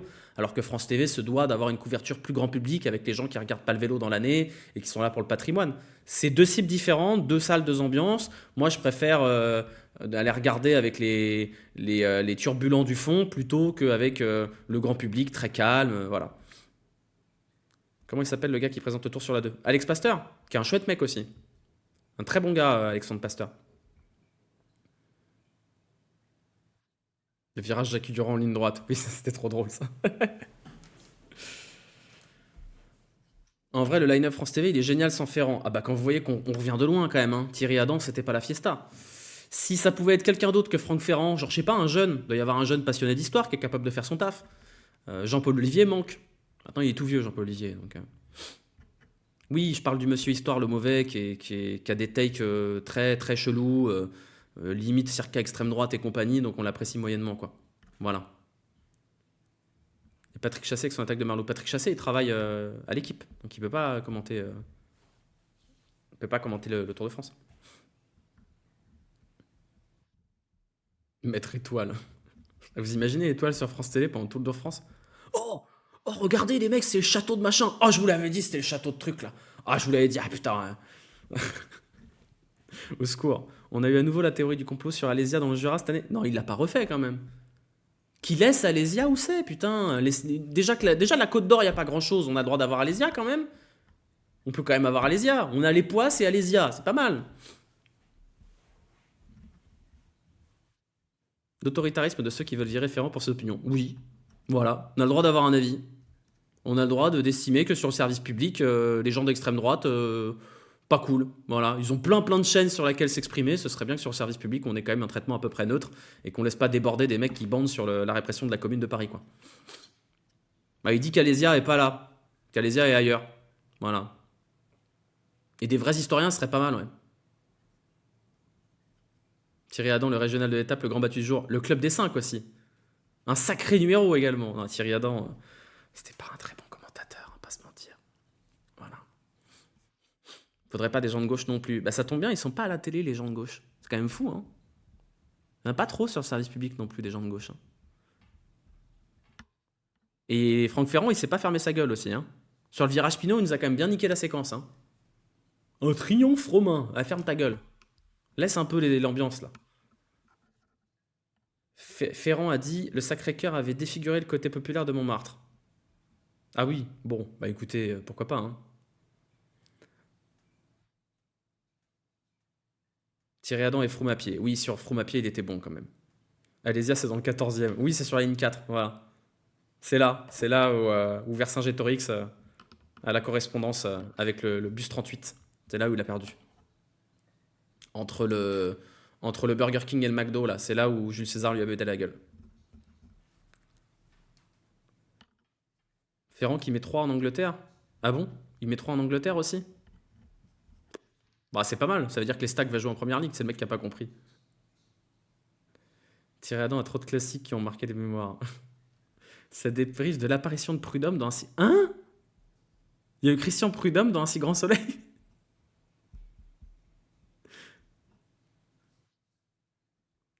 Pas de gauchiste à la télé, quid de Léa Salamé, l'anarcho-communiste? J'arrive pas à savoir si c'est de l'ironie ou pas. À ce stade-là, j'arrive même plus à savoir, là. Je sais plus, je suis perdu. Thierry Adam, c'est écrit sur Jean-Pierre du vélo. Oui. Après, on part de loin. On a quand même eu Gérard Rolls, Thierry Adam. Moi, vous vous rappelez, alors j'ai rien contre lui, mais Jean-François Carcart, avec sa queue de cheval, là, qui était émerveillé par le Tour de France parce qu'il n'y connaissait pas grand-chose. Ferrand qui nous dit que Bollier n'existe pas. Mais attends, il a dit ça aussi? Il a dit ça aussi? Mais c'est quoi son problème? Franck Ferrand qui a également dit que l'Olympique lyonnais. Non, mais- Henri Sagnier. Waouh, Henri Sagnier, j'ai oublié l'existence. Oh bah, Christian Jean-Pierre il était normal, oui. Ah ouais. Jean-François Carcart, le mec de l'hélico au Dakar pour moi. Ah, mais Jean-François Carcart, il était légendaire quand même. Jalabert, tu aimes? Ouais, j'aime bien Jalabert, moi. J'aime bien parce qu'il commente avec le cœur aussi. Parfois, il s'énerve pour rien. Et Thomas Vauclair, je le trouve génial, moi. Je le trouve génial. Le ton de Thomas Vauclair, un peu pince sans rire et tout, je le trouve vraiment excellent. C'est le seul qui me manque vraiment. C'est le seul qui me manque vraiment, c'est Thomas Vauclair, parce que je trouve Thomas Vauclair vraiment excellent. Merci Thomas pour l'abonnement. Merci beaucoup. Je sais pas, j'ai pas trouvé la fin de la vanne, Faust. Julien Febron en F1, on résiste pas la chance qu'on a. Ouais, puis en plus, ça a l'air d'être un mec super sympa. Jamais rencontré en vrai, mais Julien Febro, ça a l'air d'être. C'est un authentique passionné, de toute façon, il n'y a pas trop de doute là-dessus. C'est un excellent commentateur. Et j'aime bien Julien Febro parce que il est capable de faire briller tous les consultants. Il est excellent quand c'est Villeneuve avec le côté pince sans rire. Il est excellent quand c'est Grosjean qui a un ton un peu plus professionnel, un peu plus posé. Febro, je pense que c'est un des meilleurs commentateurs, tout sport confondu, sur la télé française. Il est vraiment brillantissime, il sait mettre les mots quand il faut, il sait se taire quand il faut aussi. C'est un super commentateur. Celui que j'aime bien aussi, c'est le commentateur de la télé belge en cyclisme, qui s'appelle, je ne veux pas dire de bêtises, Rodrigo quelque chose là. Lui, là, vous avez peut-être vu la vidéo avec le commentaire des Belges sur Van Aert. Fabuleux. Eux, ils ont la passion, le chauvinisme ne paie pas trop. Rodrigo Beckens, ouais. Lui, je l'aime beaucoup, ouais. Jean-Charles Sabatier, le GOAT, un énorme missile. J'adore Sabatier, mais Sabatier, il est un peu monocorde quand même. Il fait un peu toujours la même chose. Moi, c'est ce que j'aime chez Febro, c'est qu'il sait tout faire. Il sait jouer l'émotion, il sait jouer la prudence, il sait se marrer, il sait détendre l'atmosphère, il sait tout faire, Julien Febro. Alexandre Boyon en natation. Boyon, il n'est pas bon sur tous les sports, mais en natation, oui, il est bon. Avec ce bon vieux Cyril Saugrin, que je vais être amené normalement à fréquenter bientôt. En France, pour moi, le meilleur, c'est celui de la NBA sur Bein. Lequel? Xavier Votion? C'est lui, hein, Xavier Votion, c'est ça, hein. Neymar qui négocie avec l'OM. C'est des conneries, ça, non? Bullshit. J'ai pas de commentateurs qui m'ont fait lâcher une larme autrement que Febro. Moi, si. Le virage Pinot, les commentaires de Di Grazia m'ont touché. Parce que tu sentais que ça venait vraiment du cœur. Et après, il y a eu la vidéo en cabine. Vous avez Steve Chenel qui est en larmes. Et ça, c'est le moment où moi j'ai pleuré à mon tour. Quand j'ai vu que le bordel qu'on avait fait dans le petit ballon avait provoqué ça chez des gens que j'aime beaucoup, ça m'a touché. Vraiment. Kanto qui vanne Zach en live, le meilleur. Qu'est-ce qu'il a fait, Kanto? C'est sérieux, donc Neymar sera en train de négocier avec l'OM. Ça n'a aucun sens.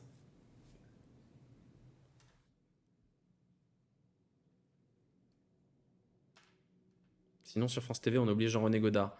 Jean-René Godard qui a une grave maladie qui lui fait qu'il a une voix toute fluette maintenant. C'est hyper triste pour lui. Tu as fait ta carrière entière sur ta voix et, en tant que journaliste. Et il a une voix. Maintenant, il parle comme ça. C'est vraiment affreux pour lui. Je ne sais pas s'il en a guéri, s'il en est revenu. Mais il y avait une interview de Jean-René Godard avec vraiment une voix toute fluette qui ça fait trop de peine, vraiment. Après, c'est un peu le bordel chez Eurosport avec Bah là, en ce moment, c'est un peu la merde, oui. Mais après, encore une fois, vu ce qui est sorti, difficile à défendre, hein. Moi, j'ai été assez déçu parce que c'est quelqu'un que j'apprécie beaucoup pour ce qu'il a fait pour moi, Guillaume Di Grazia. Il m'a permis de réaliser un rêve. Je commentais le Giro quand même sur Eurosport. J'ai commenté une étape du Giro. Et c'est lui qui m'a amené et qui m'a invité à commenter ça entre lui et Jackie Durand. Mais bah, les articles qui sont sortis sur ce qui s'est passé sont un peu terribles, quoi. Donc c'est indéfendable et ça m'a beaucoup déçu, quoi. Voilà. Donc il y a eu des histoires d'agression sexuelle et de harcèlement et compagnie. Donc il a été écarté pour ça, hein, apparemment. Donc, est-ce que tu as aidé Zach pour l'émission avec Valentin? Non, je ne l'ai pas aidé. Je serai en studio demain pour l'aider. Mais c'est moi qui ai suggéré l'idée à Zach parce que je m'occupe de la com de Valentin, hein, donc j'y ai mon intérêt là-dedans aussi. Mais je trouvais que post-tour, à l'anniversaire de la médaille de Valentin, c'était un bon invité. Et Zach m'a dit, bah, j'avoue, on n'a pas d'invité pour cette semaine-là, ça peut être cool. Donc c'est moi qui ai fait le pont et c'est moi qui ai suggéré à Zach d'inviter Valentin dans un coron libre. Mais c'est pas moi qui ai écrit les questions, hein. Zach, il fait son travail et son interview tout seul comme un grand, il n'a pas besoin de moi pour ça, hein. C'était le prologue avec le japonais qui était hors délai. Oui, c'était le prologue qui était en Hongrie, non? C'était ça, c'était l'époque de la Hongrie. Bah, j'ai juste fait une étape, hein. Ils m'avaient invité parce que Philippe Gilbert était pas dispo. Ils m'ont dit, tu veux venir commenter le Giro avec nous? Je suis là, genre, bah, pas qu'un peu, mon grand, hein. Sienne. Je crois pas que c'était San Luca, si, non? C'est le premier cycliste dans un camp en roue libre. C'est pas faute d'avoir essayé. Parce que putain, j'ai poussé pour qu'ils envoient Godu, hein, à l'époque où ils faisaient du stream. Je vous jure, j'ai pesé tout mon poids, et Dieu sait que je pèse pas léger, pour que David fasse Zach en roue libre à un moment donné. Ça s'est jamais fait, malheureusement. Donc là, j'ai poussé pour Valentin, et c'est cool que ce soit un cycliste. Parce que Zach aime le cyclisme, hein. Zach est un amateur de cyclisme. Moins maintenant, mais il connaît très bien, il connaît sur le bout des doigts ses gammes dans le Dischleck, hein. Merci Melcomodore pour l'abonnement. Merci beaucoup.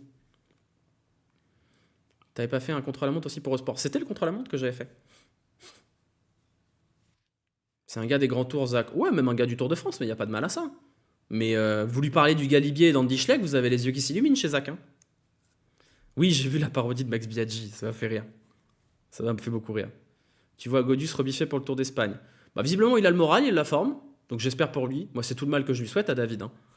Je vous le dis, moi, c'est un mec que j'aime beaucoup, David, humainement, c'est un bon gars. C'est un gentil. Donc j'aimerais bien qu'il retrouve ses jambes et surtout qu'il arrête d'avoir la poisse parce que putain, il a pas été chanceux cette année, David, hein. Donc là, il va aller faire sa petite Vuelta. Je sais pas s'il jouera le général ou les étapes et ça va le remettre en forme, c'est bien. L'équipe a son mot à dire en plus du coureur pour ce genre d'interview. Oui, si l'équipe a pas envie qu'ils le fassent, ils le font pas. Mais l'équipe a rien dit là. Après, ces Zach en roue libre, c'est quand même vachement bien en termes d'exposition. C'est le premier cycliste. C'est trop bien. C'est une cible qui est intéressante. C'est des gens qui regardent pas le vélo, qui vont être sensibilisés au vélo. Valentin, c'est un chouette mec qui a des choses à raconter. C'est quand même un médaillé olympique, c'est pas rien. Non, non, moi je suis content, je suis assez fier honnêtement d'avoir réussi à goupiller ça avec Zach.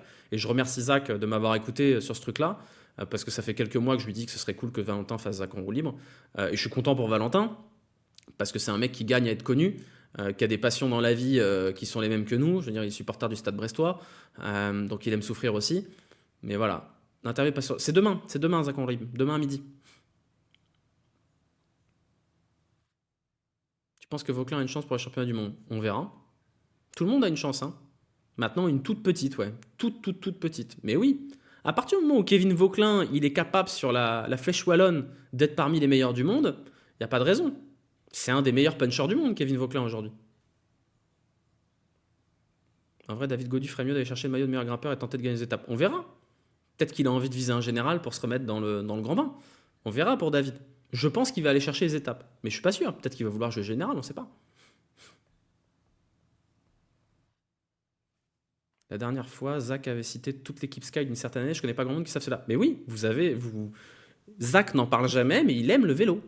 Il connaît très bien le vélo des années Contador, Schleck et compagnie. Il a décroché un peu après, comme beaucoup de monde, mais vous l'interrogez sur Contador, Thomas Voeckler et Schleck, il va vous citer des victoires et vous avez oublié. Du coup, gagner un championnat du monde, c'est aussi fort qu'un grand tour. C'est, pour moi, les championnats du monde, c'est plus fort que la Vuelta et le Giro, mais pas plus fort que le Tour de France. Je pense qu'un coureur préfère gagner les championnats du monde qu'un Giro. Mais le Tour de France, c'est tout en haut, c'est intouchable. Le maillot FDJ sur le Tour, c'est un oui, n'est-ce pas? Moi, j'ai bien aimé le maillot FDJ. J'ai bien aimé le maillot Groupama FDJ. Je trouve joli.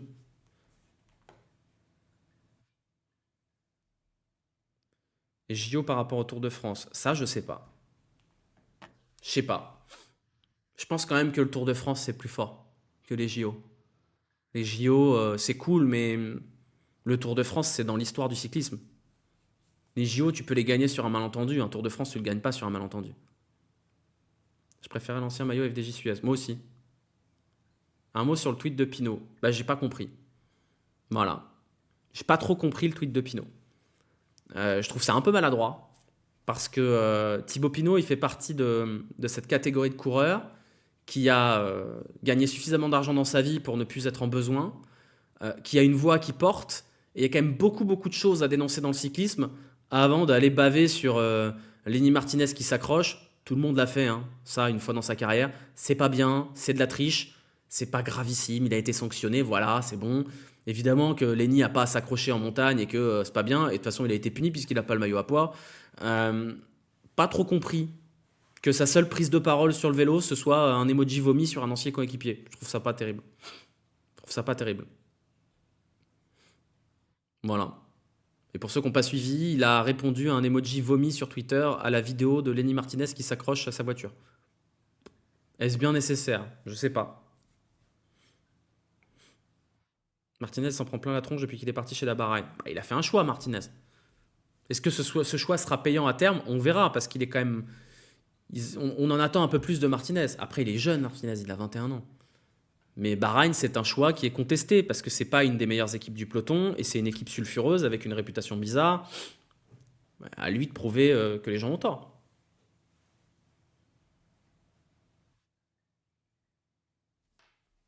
Son premier titre depuis un long moment, c'est pour faire caca sur un Français. Mais en plus, c'est pas juste un Français, c'est pour faire caca sur un ancien coéquipier qu'il a lui-même adoubé au moment de sa retraite.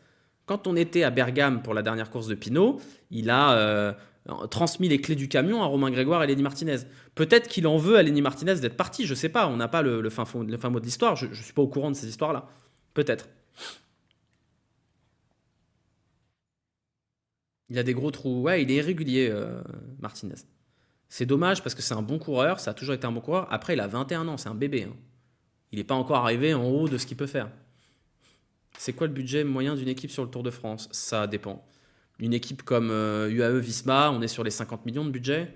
Une équipe comme, je sais pas, Arkea, on doit être dans les 15-20. Groupama FDJ, il me semble que c'est aux alentours de 30. Mais UAE Visma, j'ai pas les chiffres, mais ça doit être à 50, 60, voire 70 annuels. Millions, oui, millions, bien sûr, millions. Décathlon 40 millions et ça va monter, Décathlon, hein. Ça va monter.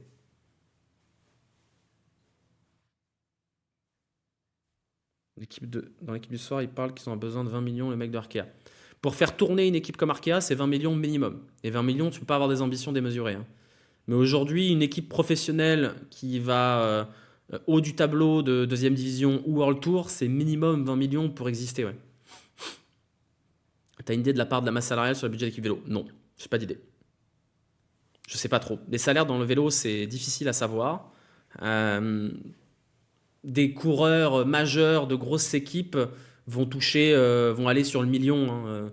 Des mecs comme, je sais pas, alors, j'allais dire Guillaume Martin, mais j'en sais rien, mais des gros coureurs type Kevin Vauquelin peuvent aller prétendre au million assez facilement. Il y a moyen de faire de l'oseille sans gagner.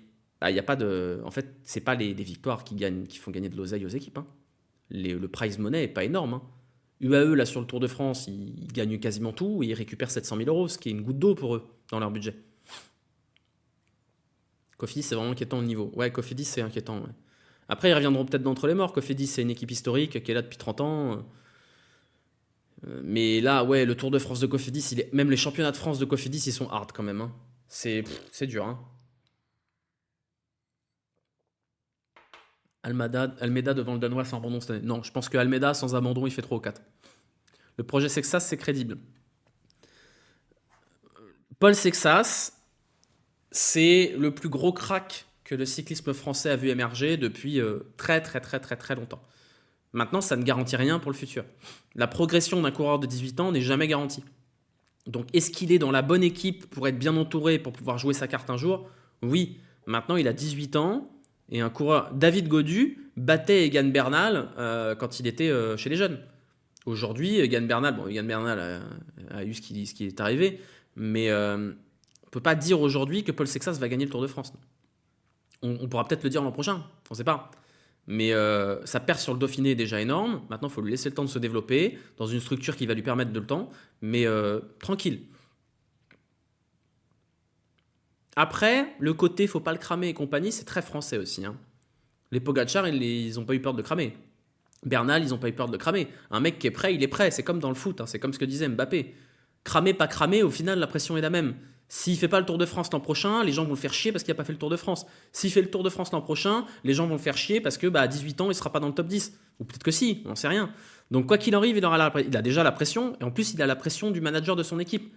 Voilà, qui pèse pour que il fasse le Tour de France dès l'an prochain. Alors évidemment, pour un sponsor, c'est génial. Vous avez un Français qui est un crack, qui pourrait être aligné sur le Tour de France pour jouer le classement général quand vous êtes Décathlon. Mais c'est royal, c'est le rêve humide. Mais tranquille. Regardez Vauquelin, tranquille, on lui laisse le temps. Il fait 7ème, il a 24 ans, il va progresser. C'est hyper, hyper encourageant. Moi aussi, j'ai hâte de voir Bizio sur la Volta. Très curieux. Le Tour de l'avenir, c'est pas un peu facile pour lui? Si, probablement. Mais c'est son âge. Il doit courir à son âge-là, à ces courses-là. Moi, je pense que s'il doit faire un grand tour l'an prochain, Paul Sexas, il faut l'envoyer tranquillou sur le Giro et la Vuelta, faut pas l'envoyer sur le Tour de France. Ça sert à rien.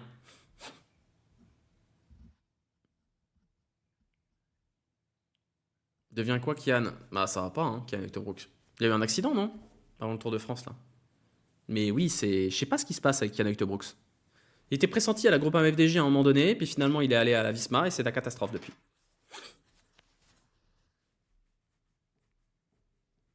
Mais oui, par exemple, coureur qu'on a mis sur un piédestal très très vite et qui marche pas, bah, Kian Brooks.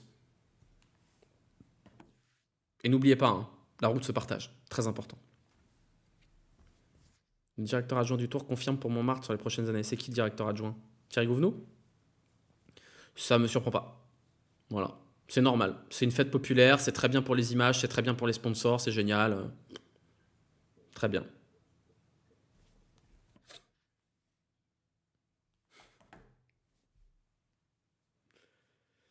Qui tu as eu entre Almada et Ayuso? Je pense que c'est Ayuso qui va se barrer.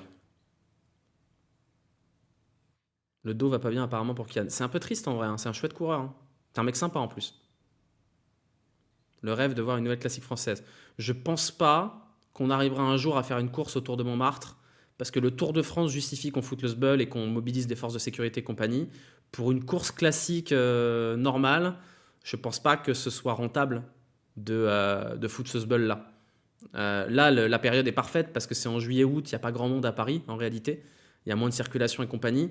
Mais si tu veux une classique Montmartre, je sais pas où tu la mets dans le calendrier en plus. On rappelle qu'un des espoirs était Sivakov et qu'on l'avait monté victoire de grand tour. Oui, mais même Tao Gegenhardt, il y a eu plein de pétards mouillés comme ça, hein.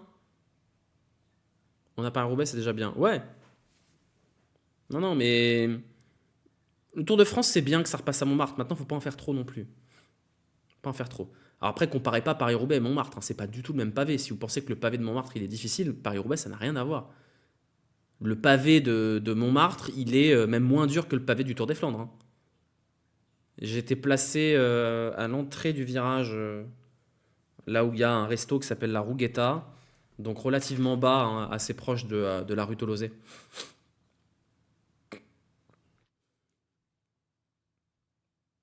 Tu es DS de Ineos, tu chopes qui pour aller chercher un grand tour à moyen terme? Euh, Alors là, bah, je pense que Vauquelin est un bon move, hein. Après, à moyen terme, ça veut dire quoi? Sous 5 ans? Je sais pas. Lipovitz, ouais. Lipovitz éventuellement. Après, par rapport à Cofidis, la seule fois où on les a entendus, c'est en rapport avec les vélos volés. Non, non, mais c'est le tour de Cofidis, il est catastrophique, c'est une catastrophe. Enfin, c'est horrible. Puis alors, il y a vraiment cette chute sur l'étape, là où ils vont essayer de jouer la 14e place du sprint. C'est vraiment. J'aimerais pas être un groupe WhatsApp avec Cédric Vasseur dedans en ce moment, hein. Pourquoi Roglic a l'air d'être autant apprécié lors des passages à Montmartre? Je sais pas. Il avait l'air. Je pense que les mecs qui étaient contents d'être là ont été ovationnés, tout simplement. Quand vous avez des coureurs qui sont passés au ralenti avec une banane comme ça, forcément, ils prennent une ovation. Je pense que c'est pas spécifique à Roglic. Axel Laurence, il peut espérer de faire des bons résultats sur Grand Tour. Oui, Axel Laurence est un excellent puncher qui a eu des résultats probants sur pas mal de courses. Il ne pourra pas gagner une étape de montagne, mais il y avait pas mal d'étapes qui correspondaient à Axel Laurence. Le problème d'Axel Laurence, c'est qu'il est dans la catégorie des coureurs à la Van Der Poel. Donc il ne peut pas exister s'il y a Mathieu Van Der Poel sur la course, grosso modo. Dommage, il n'y a pas eu d'hommage à Geraint Thomas. Je sais pas, j'étais pas du tout. J'étais dehors moi hier soir. Donc, de rien, Arsouille. Je suis content qu'elle vous ait plu la vidéo YouTube. On est presque à 30 000 vues. Donc je vais continuer à traiter ce sujet-là parce qu'il m'intéresse. Mais ça m'a fait plaisir parce que j'avais pas fait grand-chose sur YouTube depuis quelques temps. Ça a été une période un peu chargée là. Donc je suis content de voir que cette vidéo-là vous a plu. Chat qui se fout sur la gueule. Axel Laurence, pas très bon tactiquement. Ouais, mais il a ironisé lui-même. Il a dit qu'il allait décrocher le prix du coureur à contre-temps. Mais il va progresser, Axel Laurence. Il est jeune aussi. Voilà, c'est un super coureur, Axel Laurence. La vidéo sur Ligue 1 Plus, ouais, sur YouTube. Que j'ai tourné. Première vidéo YouTube tournée dans mon nouvel appart, quand même. Il était temps, hein.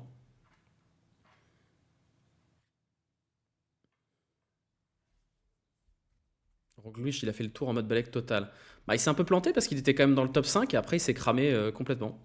Il finit 8ème, c'est pas suffisant pour lui, Mais il l'avait dit en début de tour qu'il serait déjà content de terminer le tour parce que il a quand même une histoire avec le tour Roglic qui est terrifiante, hein. Julien, tu le vois sur vélo encore combien de temps? Bon, 2-3 ans, facile. Va aller au bout, Julien. Il retrouvera jamais son niveau prime, mais ça reste un excellent coureur quand même. Bonne nuit, le Josie. Il serait temps de pouvoir s'abonner à la chaîne. Bah ça, vous avez mon avis là-dessus. Mon avis d'expert marketing, c'est que... Enfin, même pas. Mon avis de suiveur de la Ligue 1. Je rentre à Paris, là, samedi. Il y a mon père à la maison. Et mon père, il me dit, où est-ce que je peux m'abonner pour la Ligue 1? Bah, tu peux pas, papa. Tu peux pas. Tu pourras t'abonner à 4 jours du premier match. Donc, bah, voilà, hein. Donc, le problème, c'est que quand tu veux t'installer en tant que nouvelle marque, bah, il faut que tu aies la visibilité pour. Aujourd'hui, Ligue 1 Plus n'a pas de site. On ne peut pas s'abonner. Alors oui, vous allez me dire, ça sert à rien de s'abonner maintenant. Bah, tu es débité qu'à partir du 11 août, mais au moins tu as fait ton abonnement. Tu te familiarises avec la plateforme, tu mets les anciens matchs, tu commences à mettre du contenu dessus, c'est pas compliqué. Non. Pourquoi? Parce qu'ils sont à la bourre. Effectivement, monter une plateforme, ça prend du temps. Mais comme ils ont commencé ça à la ZUB en avril, bah c'est long. Mais au niveau marketing et com, ils sont à la rue, la Ligue. Ils sont à la rue, complet. Les offres avec engagement en 2025, c'est pas comme ça que tu récupères ton public, hein. Donc, mais qu'est-ce que t'as à gueuler, toi? C'est quoi ton problème? Il est con ce chat, hein. Ils n'ont pas créé de contenu autour. Attendez, on est quand même le 29 là. Le premier match, il est dans 15 jours. Il n'y a rien. On a eu le pricing des offres. On n'a même pas le site web, hein. Alors c'est ligue1plus.com parce que quand vous tapez, il y a marqué Coming Soon. Mais il n'y a rien de prêt. C'est fou quand même. Moi j'attends l'offre moins 26. Mais tu vois, l'offre moins 26, c'est fou quand même. L'offre moins de 26, elle est censée convaincre les jeunes de ne pas pirater. En gros, hein, c'est ça. Qu'est-ce qui t'arrive? Il est en train de grimper partout là. C'est des gros gros zoomies là, hein. C'est des gros gros zoomies là, hein. Arrête! Pas les rideaux, on a dit. Smokey. Mais il voit des fantômes, hein. L'offre moins de 26. Sur le papier, c'est une super idée, hein. Offre mobile pour les jeunes, 10 euros par mois et compagnie. Elle n'est pas prête. La saison va reprendre et les jeunes, on leur a dit, il y a une offre qui arrive, mais pas tout de suite, pour des raisons techniques. C'est quoi les raisons techniques? Comment il peut y avoir des restrictions techniques à une offre moins de 26? C'est débile. C'est complètement débile. Donc du coup, là, moi, j'ai pas moins de 26 ans, je m'en branle. Mais un mec qui a moins de 26 ans, qui se dit, moi, je veux bien payer 10 balles pour la Ligue 1. Bah là, le championnat va commencer, il peut pas s'abonner. Il doit s'abonner plein pot. Mais t'inquiète frérot, il y a une offre qui arrive après. C'est quoi ce marketing catastrophique, quoi? C'est catastrophique. Ça prendra du temps pour les vérifications d'âge, Taverneau a dit. À ce moment-là, fais une offre prix d'appel, sans engagement. Tu fais une offre à 10 balles pour tout le monde le premier mois, et après tu vois ce qui se passe. Mais moi, je trouve ça dommageable, à une époque où tu as Beansport qui est sans engagement depuis son lancement, d'avoir une offre qui, en réalité, est à 20 balles. Parce que 15 euros par mois avec un engagement 12 mois sur une compétition qui n'en prend que 9,5, bah c'est une douille. Donc tout ça est pas clair. Au final, tu as juste un truc à faire, c'est offre de lancement 10 euros par mois jusqu'en septembre. Là, tout le monde ferme sa gueule. Et après, après ce sera 15. Mais si tu dis offre été, là, 2 mois à 10 balles par mois, et tout le monde y va. Ça, c'est du bon marketing, ça. C'est 26 inclus ou exclus? Bah, j'en sais rien. J'en sais rien, personne n'en sait rien. Moitié a dit apparemment il y aurait des offres promotionnelles dès le début. C'est dans 2 semaines, il n'y a pas de promo encore. Je comprends pas leur logique marketing. Voilà, je comprends pas. La Ligue aurait pu proposer une remise pour les abonnés au stade ou ceux titulaires d'une licence de foot comme le fait. Bah la licence de foot c'est la FFF, donc c'est pas la Ligue, donc il n'y a pas de connexion. Le multi-écran ça se passe comment? Tu as 2 écrans au sein d'un même foyer, donc tu pourras pas regarder un match sur 2 IP différentes. Mais je suis inquiet, moi, parce que je suis à fond pour donner de la force à la plateforme de la Ligue, parce que on sait que ça va directement dans les poches des clubs, mais il faut qu'ils envoient, là. Il faut qu'ils y aillent, hein. Il faut qu'ils aillent faire un peu de travail, parce qu'il faut aller récupérer tous les gens qui ont pris une IPTV, hein. Là, ils vont arriver à expiration, l'IPTV, il faut que les gens ils aient pas envie de renouveler leur IPTV. Or, ça va être très dur. Attendez, il y a Yous qui veut qu'on parle ensemble. Je sais même pas comment ça marche. Comment ça marche? Si j'accepte, il se passe quoi?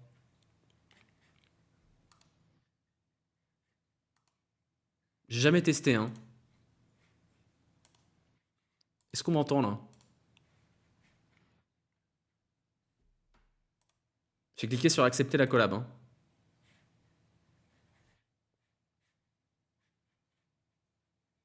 Ça a pas l'air de marcher, hein.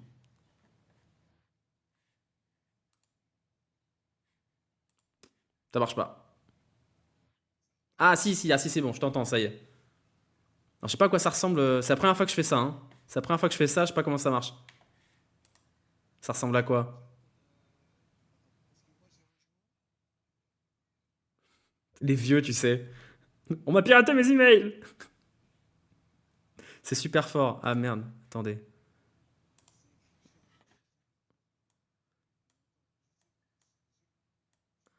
Attends, j'essaye de baisser un peu le son là parce que c'est fort. J'essaye de baisser, hein.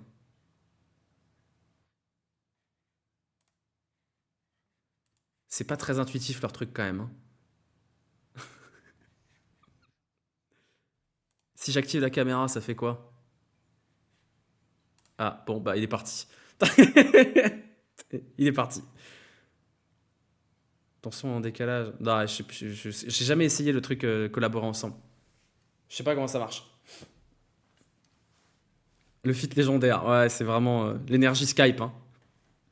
Le non multi-écran, l'engagement, l'absence de contenu historique, l'offre est tellement boomer, ça a 15 ans de retard. Bah, on ne sait pas encore en vrai. Sur le contenu historique, on verra bien, hein. J'aurai des réponses à vous donner vendredi, une fois que j'aurai vu la ligue. Mais rip les gens avec un casque. Je suis désolé pour le son, on n'a pas du tout prévu ça. Je sais pas comment ça marche, le truc collaborer ensemble.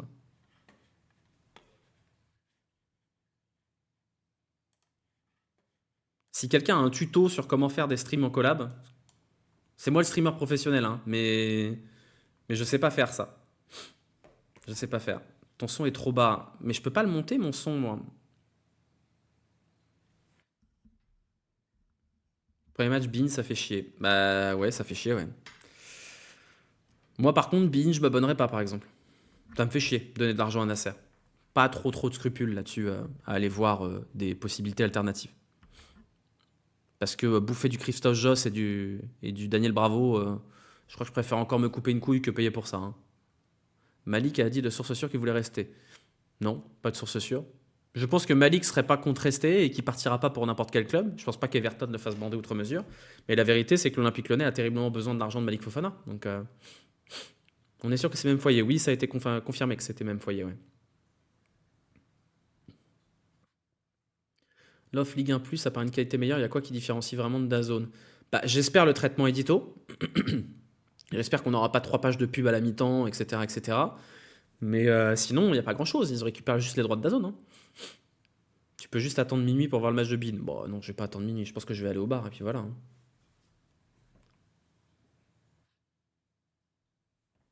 Après, le vocal, c'est Discord. Non, mais tu as quand même une fonctionnalité normalement sur Twitch qui te permet de streamer ensemble avec des chats partagés. C'est quand même cool. Mais je sais pas comment ça marche. Si Canal revient dans le game, comment ils feront pour faire respecter le même foyer sur MyCanal? Bah, je sais pas. Je ne sais pas.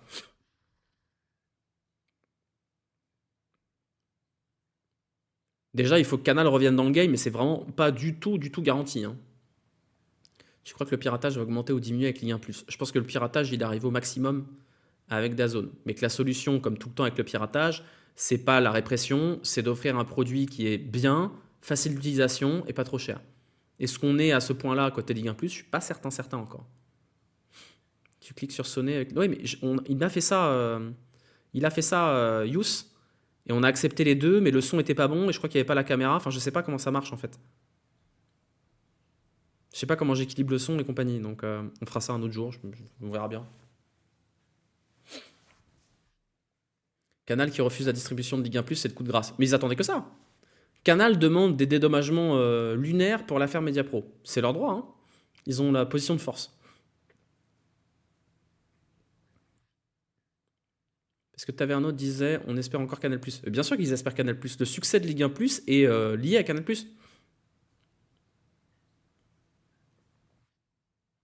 L'offre de championnat unique n'a jamais marché, ne marchera jamais. C'est une folie de croire le contraire en 2025. Mon avis, c'est que j'ai peur que ça ne marche pas.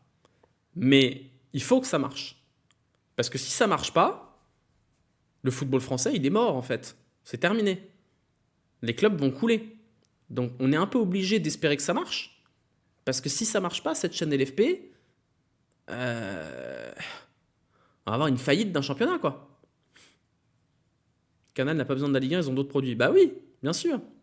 En plus, les Coupes d'Europe, maintenant, c'est 8 matchs de poule, des barrages et compagnie. Ils en ont rien à foutre, Canal+.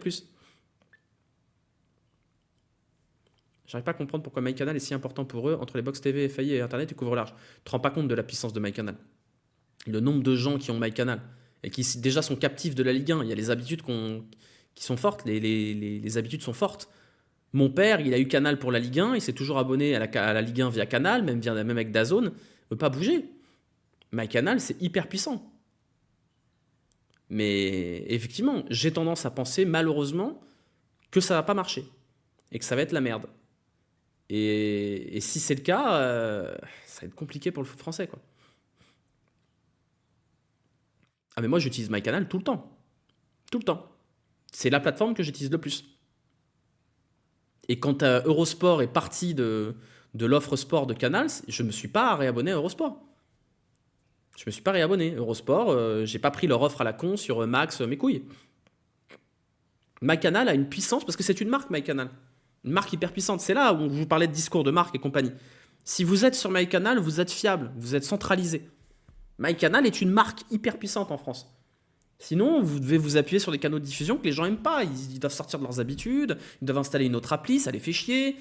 Non, là, ils allument Canal et puis il y a tout. C'est génial. Ça s'appelle plus MyCanal, juste Canal+. Ça s'appelle plus MyCanal. Bon, bref, pareil, de toute façon. Il y a toujours Eurosport sur MyCanal. Avant, il était dans le pack sport. Il était inclus dans le pack sport. Puis ça sortit après. J'ai à nouveau regardé ta vidéo sur les droits télé, tellement intéressant pour ne pas reproduire les mêmes erreurs. Tu peux l'envoyer à la l'AFP. Bon, je pense qu'elle a été vue à la l'AFP, hein, la l'AFP. Maintenant, le problème de la LFP, c'est que historiquement, on a quand même des gens en haut qui ont tendance à être persuadés que le Père Noël existe.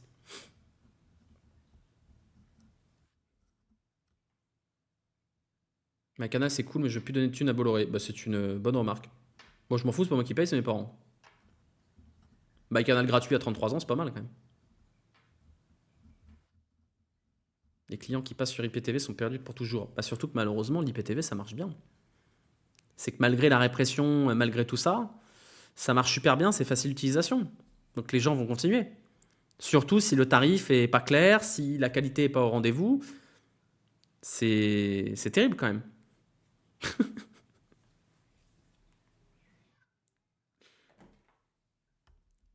J'ai pas suivi, tu vas voir la Ligue vendredi, pourquoi? Pour discuter de l'exploitation des droits vintage. Pour discuter de est-ce qu'on peut par exemple faire un react du 5-5 entre l'OL et l'OM en live avec Zach, par exemple. Au hasard. Oh, et ça suffit la baston là. Le problème, c'est qu'il pense avoir été très sage. Ah, non, mais enfin, quand même se rappeler qu'il y a 2 ans, au moment où CVC met du fric dans la Ligue 1, Vincent Labrune dit qu'à horizon 2028 ou 2029, on vise 1,7 milliard de droits télé. Hein. Vous pouvez retrouver l'article, hein. C'est dans ma vidéo sur les droits télé. Vincent Labrune dit on va taper 1 milliard et on va faire 1,7 milliard dans quelques années. Comme ça. Genre vraiment, il y croit, quoi. C'est fascinant quand même. Absolument fascinant. Pour au final, des droits qui valent même pas 300 000 balles, quoi. 300 millions. Si t'es un schlag sur les sites de stream, t'as toujours moyen de regarder le match que tu veux sans trop de soucis. Oui, c'est le problème. C'est un problème. Parce que les gens ont été éduqués à ce que le produit Ligue 1 mérite d'être piraté. C'est ça aussi. Il n'y a même plus de culpabilité puisque DAZN était une chaîne de merde, parce que la Ligue s'est comportée mal avec les gens en disant oh, c'est bon, vous irez pas au resto puis vous iriez le payer, 40 balles, bande de cons. Pour un championnat qui est malheureusement pas très intéressant, le produit a été dévalorisé à un tel point que les gens ont plus de scrupules à le pirater. Enfin, je veux dire, il a littéralement été offert dans la roulette Auchan et dans le menu Golden. Vous vous rendez compte quand même le niveau de dévalorisation du produit? On est en août, on vous dit c'est 40 balles par mois, on est en mars et vous l'avez avec votre paquet de nuggets. C'est fou. Comment vous voulez que les gens après ils se disent oh bah en fait ça vaut peut-être 20 balles? C'est une leçon de marketing raté, hein, DAZN et la Ligue 1 l'an dernier. Quelqu'un qui a eu 3 mois d'abonnement dans un paquet de nuggets, comment vous voulez le convaincre ensuite de mettre 20 balles par mois? Ça n'a pas de sens. Ça n'a aucun sens.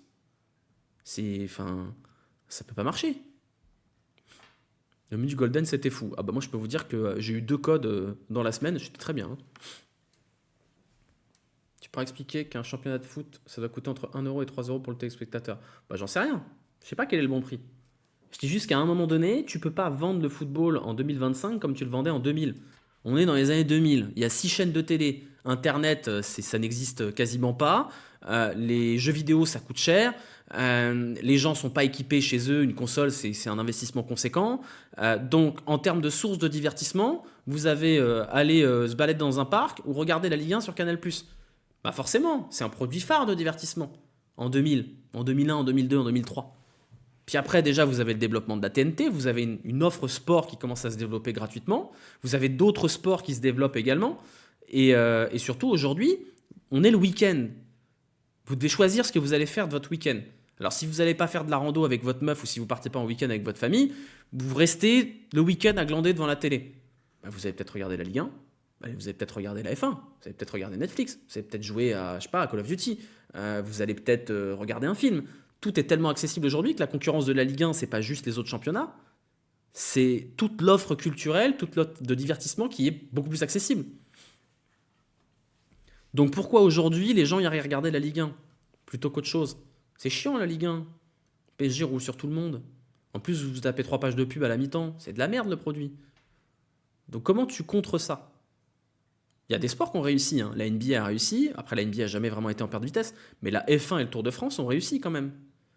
La F1 a réussi avec une offre culturelle globale. Ils ont fait la série Netflix. Ils ont fait des bons jeux F1 qui participent de la marque. Là, ils ont fait le film. La Ligue 1 a rien pour la mettre en avant. Littéralement, le truc qui met peut-être le plus en avant la Ligue 1, c'est FIFA Ultimate Team. Avec les héros, bah vous voyez Sidney Govou, un héros sur Ultimate Team. Donc vous avez des gens qui connaissent Sidney Govou.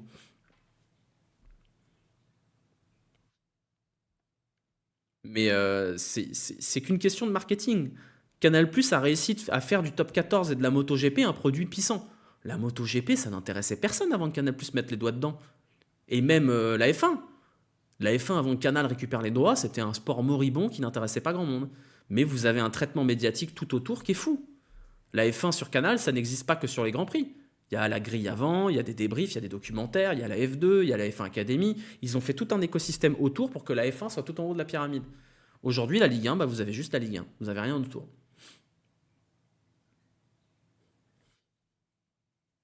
La MotoGP, c'était sur TMC. Je savais même pas, tu vois. Je savais même pas. Aujourd'hui, tu payes plus qu'avant alors que tu as des pubs à la mi-temps sur Canal. Les mi-temps étaient super intéressantes. Ouais, même sur Amazon Prime. Donc le problème, c'est que ton produit aujourd'hui, il n'est pas mis en valeur. Tu ne racontes rien autour et tu n'as pas d'écosystème autour. Tu construis rien d'écosystème autour. C'est pour ça que moi, je suis relou avec la Ligue 1. C'est pour ça que je leur casse les couilles. Parce que j'aimerais pouvoir, moi, créateur centré autour de la Ligue 1, créer des choses autour. Raconter des choses. Pouvoir mettre en valeur à ma maigre communauté, hein, qui n'est pas celle de Domingo ou de Kameto. Euh, on est des prescripteurs, ce qu'on appelle en marketing des prescripteurs, c'est ce que je vous disais dans ma vidéo d'avant.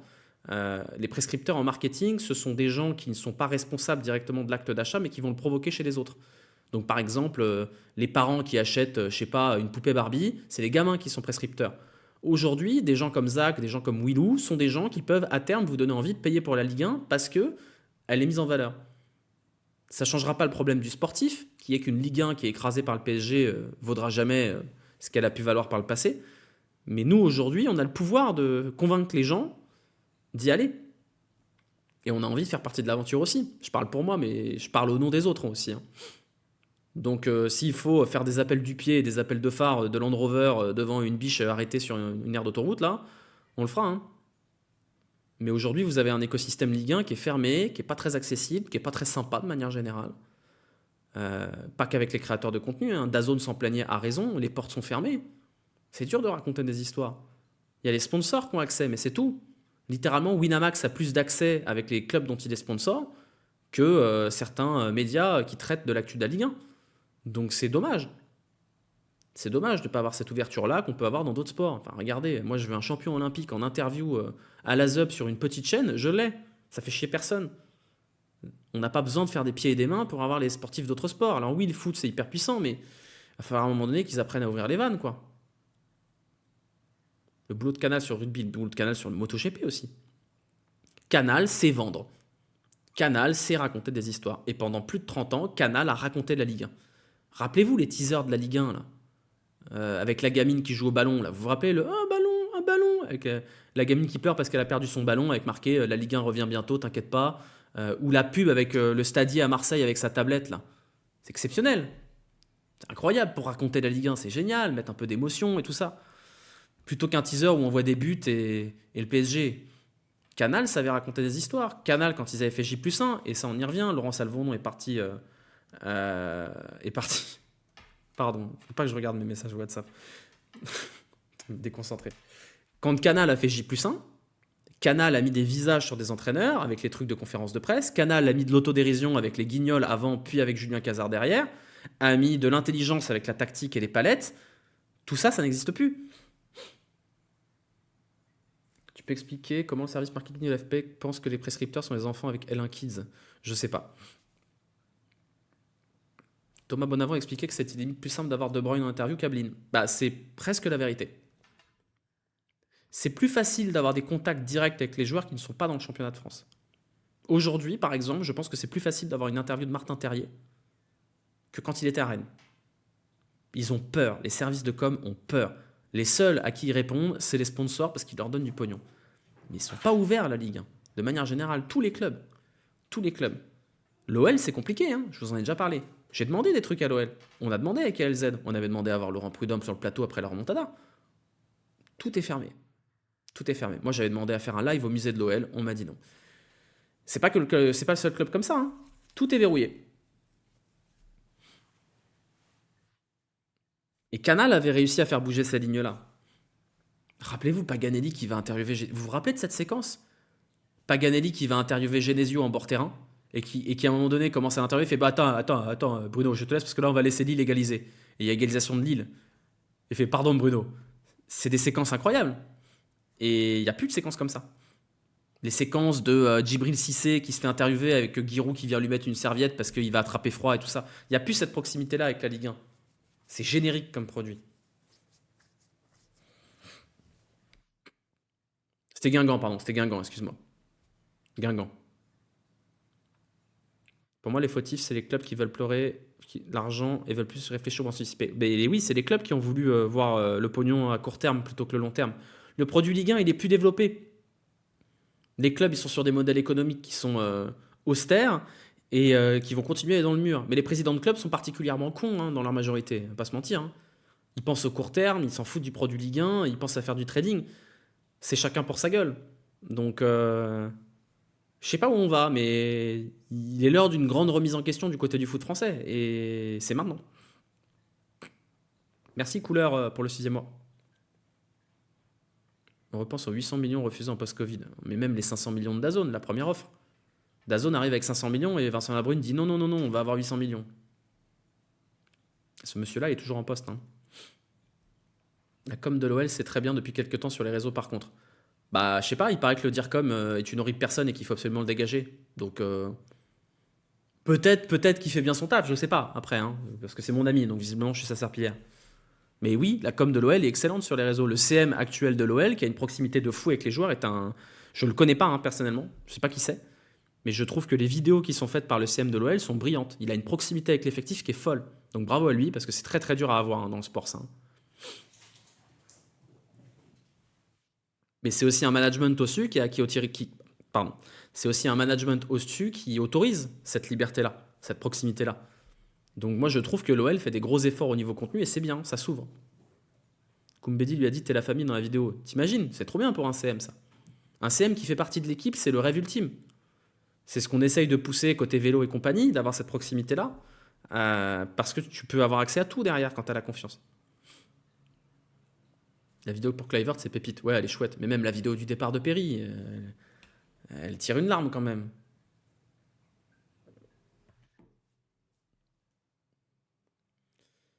Bon allez, on a fait 2 heures de live. Je vais aller sortir ma lessive et me coucher, puisque demain, la journée est encore longue. Pas mal de taf cette semaine. Il faudra que j'aille à Levallois à 11 heures. Je referai un live nocturne. Quand ça? Peut-être dimanche. Peut-être dimanche. Peut-être jeudi. Mais en tout cas, pas tout de suite. Mais on se retrouvera bien assez tôt de toute façon. Demain, soyez là chez Zach pour Zach en roue libre avec Valentin Madouas. Ça me ferait très plaisir que vous soyez dans le chat pour poser des petites questions et dire que Valentin est un super garçon.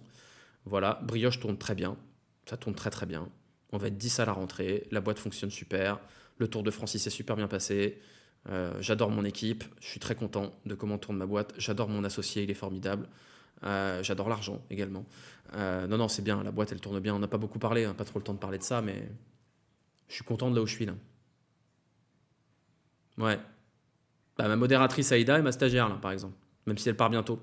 Il te reste combien de temps, Aïda, là? 2 semaines, non? 3 semaines? Un mois? Je sais même pas. T'as déjà mangé à Incasa là-bas ou à la cerise? Je sais pas de quoi tu parles. À Levallois? J'aime pas Levallois, moi. Moins de 2 semaines. La meilleure stagiaire qui s'en va. Terrible. Terrible, terrible. Mais tu resteras modératrice. Eh oui. Même si t'es pas fan de PL, tu regarderas City pour Sharky. Non, je m'en fous. Ça se voit que tu vas bien et que t'es heureux là. Ouais, alors, tranquille, hein. Tranquille, le steak haché, hein. Ça va. Ça va. On est bien. La saison de l'OL redémarre bientôt. Ça va, on a gagné contre Hambourg, là. La fiesta. Bon, allez. Je vous laisse. Je vous envoie chez qui? Chez qui? Bah, vous allez aller chez Yous, tiens, ça lui fera plaisir. Il est où, Yous? Putain, il a du monde, Yous. En train de percer, là, 400 spectateurs. Ça marche bien. Allez, direction chez Yous. Je vous souhaite une bonne fin de soirée à tous. On se retrouvera soit dimanche, soit la semaine prochaine, je pense. Quelque chose comme ça. Voilà. Et bah, normalement, il y a la vidéo de l'interview de Valentin qui va sortir en fin de semaine. Donc ça fera du bon contenu. Donc n'hésitez pas à aller mettre un pouce quand vous la voyez sortir. Je la posterai sur mes réseaux. Voilà. Bisous, à bientôt.